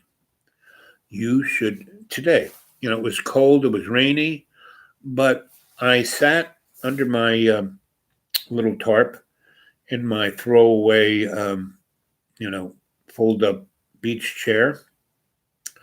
And I meditated pretty much. I did a few little, when it stopped raining, I would get up and, I'm trying to, since it's raining right now, raining a lot in April showers, spring, May flowers.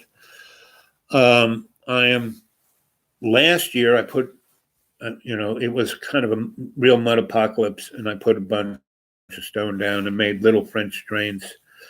And so I stopped a good 95% of the muddiness, right? But there's still a few spots. So now that it rains, I go out and I kind of take my pick and make little, French drains and put big stones in them, and then put little stones over them.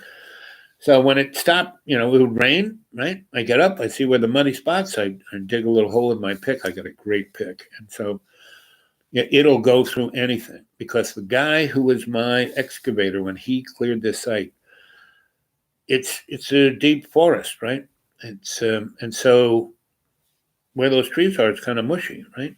And so he took all the trees. I cleared out this area where I was going to build stuff, and he scraped it all, and then he put large stones, and we put French drain. I said, "You know what a French drain is?" He goes, "No." I said, "You're an X-ray. You don't know what a French drain is?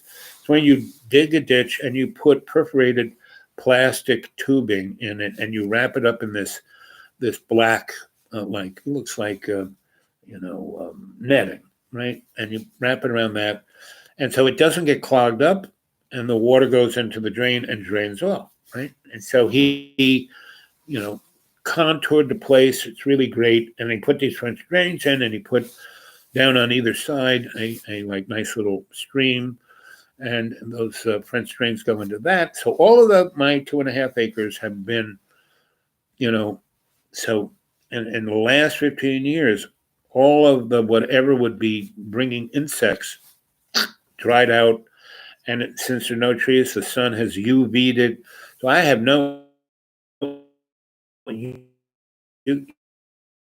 go Deaton off, and you got to do is drain the place so the bugs have no place to be born in. But I still have a few little things that I'm taking care of, right? But he put down so much rock that unless you have a good pick, there is no digging a little ditch in this. So that's what I was doing. Every time the sun would pop out, I would go do that. And I'm making steps so I can start to plant vegetables again, because I have two very nice raised beds, but they're in a part of my property that it's a hill like this and it's really rocky, and with my legs the way they are, I can't go up that. So I've been cutting out steps in that hill. So those have been my two major projects, along with digging up, pallets covered with leaves and finding clothes and putting them in the sun, and things that haven't rotted away, like this coat didn't rot away. It smelled a little musty, but I cleaned it and put it in the sun, and bingo, that sun will kill anything, man. That UV of the sun will take care of anything. Thanks, Bob, for helping me pull my head in today. Much love to you and the cadre. Okay, sweet dreams, bud. It's like probably 4 a.m. where he is. And I'm about to split myself, right? In about, another minute or two when it hits 2:22. So I'm in good shape. But so we have the last few days of April left, right? Appreciate every second of each of these days. You're not going to get it back. And don't worry about anything except appreciate. So the last few days, the things have gone from buds to, and it's really cold. So it was warm, then now it's really cold. It's in the 50s. It's raining.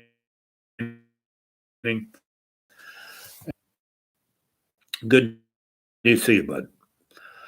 And so I hope you've been here for most of the show, because I'm about to it's 12:43. Okay. Oh, in the afternoon. Okay. So it's not that bad. It's not like your dog tired.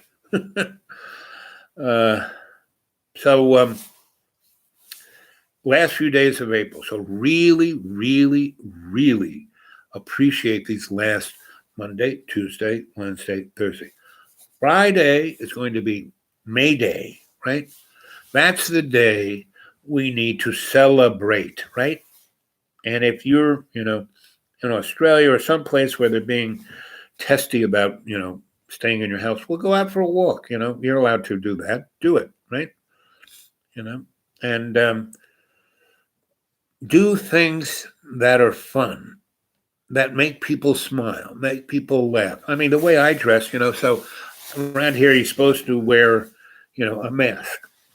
This is my mask, because this is as good as, anything else,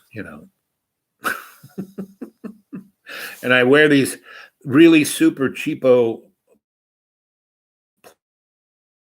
plastic. They look like, and I went to Lowe's the other day, and I asked the guy, "So you got gloves?" And he goes, "I don't think so." So we went around, the cleaning place to look for gloves. None. Went to painting. Nope, they haven't had them for weeks. Then we went to this place that had fiberglass and plasticky stuff, right? And we started looking at each shelf.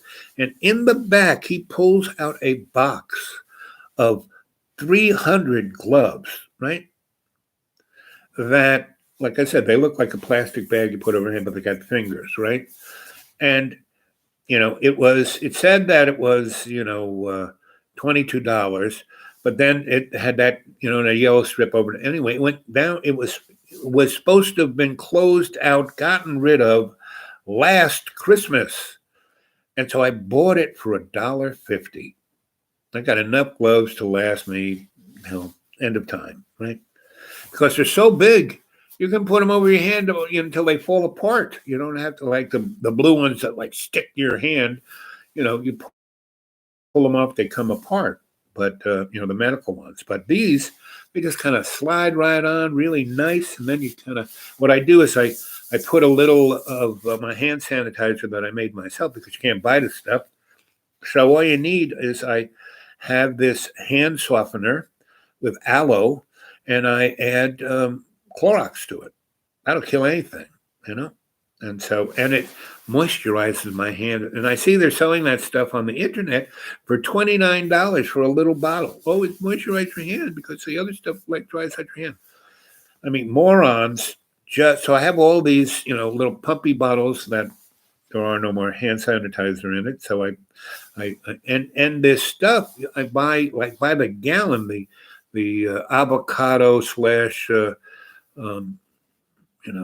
cactus juice hand softener from Dollar Tree. I mean, big gallon thing for $1, and it's a pump, and I pump it in there, and then I add about a thumb, a shot of Clorox, and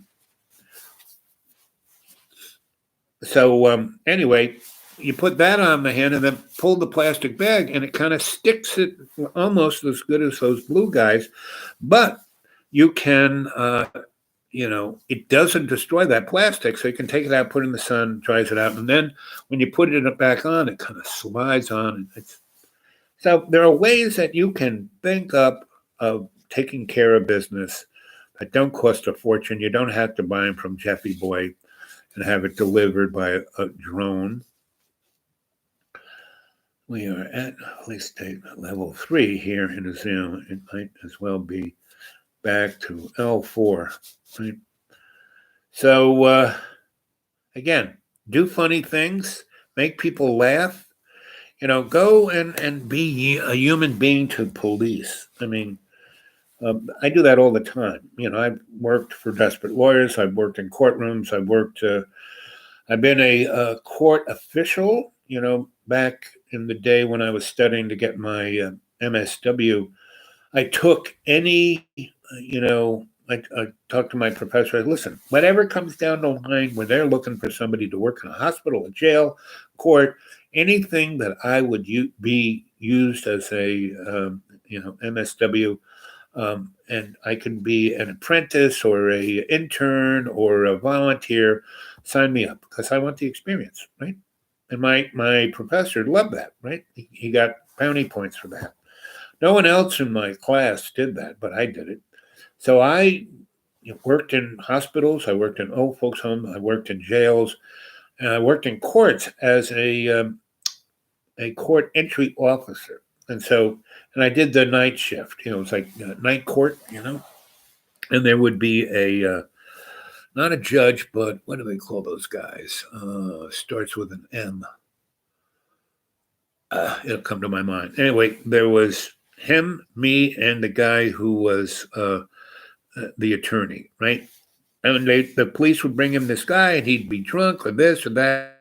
They'd read us what he was doing, and we would decide drunk tank, mental institution, jail, or go home on recognizance, right? And I was the shrinky guy, right? So I've had a lot of experience in that, right? And so cops, and I was a newspaper photographer. So, and I was a photographer for the Hot Point Enterprise, where we were the photographer for the police, right? So you treat them like a human being, and they will treat you like a human being. If you freak out or get upset or curse at them or get, they'll go to that.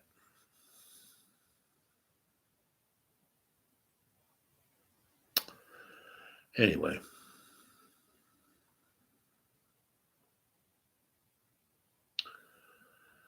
So get a hold of me at the dudeawake42 at Gmail. Go read my stuff at XRATTED, and it's all deeply shamanically coded. You'll see a lot of interesting stuff in there. So anyway, I'd love to know what you're thinking, AI. So anytime you want to get a hold of me, I'm all ears. Okay, kids. It's time to go to bed. So you stay well, be good. I'll try and do one in the morning. I only have, I don't know how many, I play it minute by minute. So sometime I won't have the access to the internet I do right now.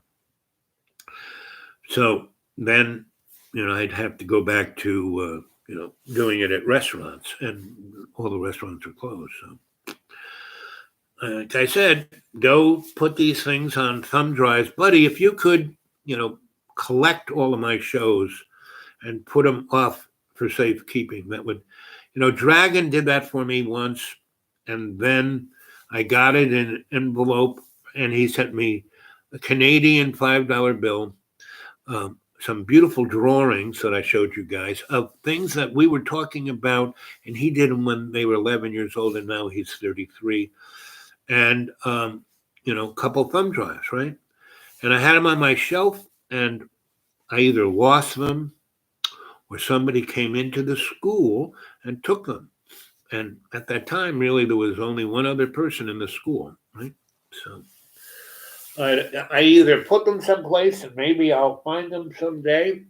I still have Dragon's $5 Canadian bill in my wallet because I stuck it in my wallet. But those drawings, they disappeared. The envelope that had the thumb drives, and he put them in a nice little sack, and he had copied maybe 100 shows.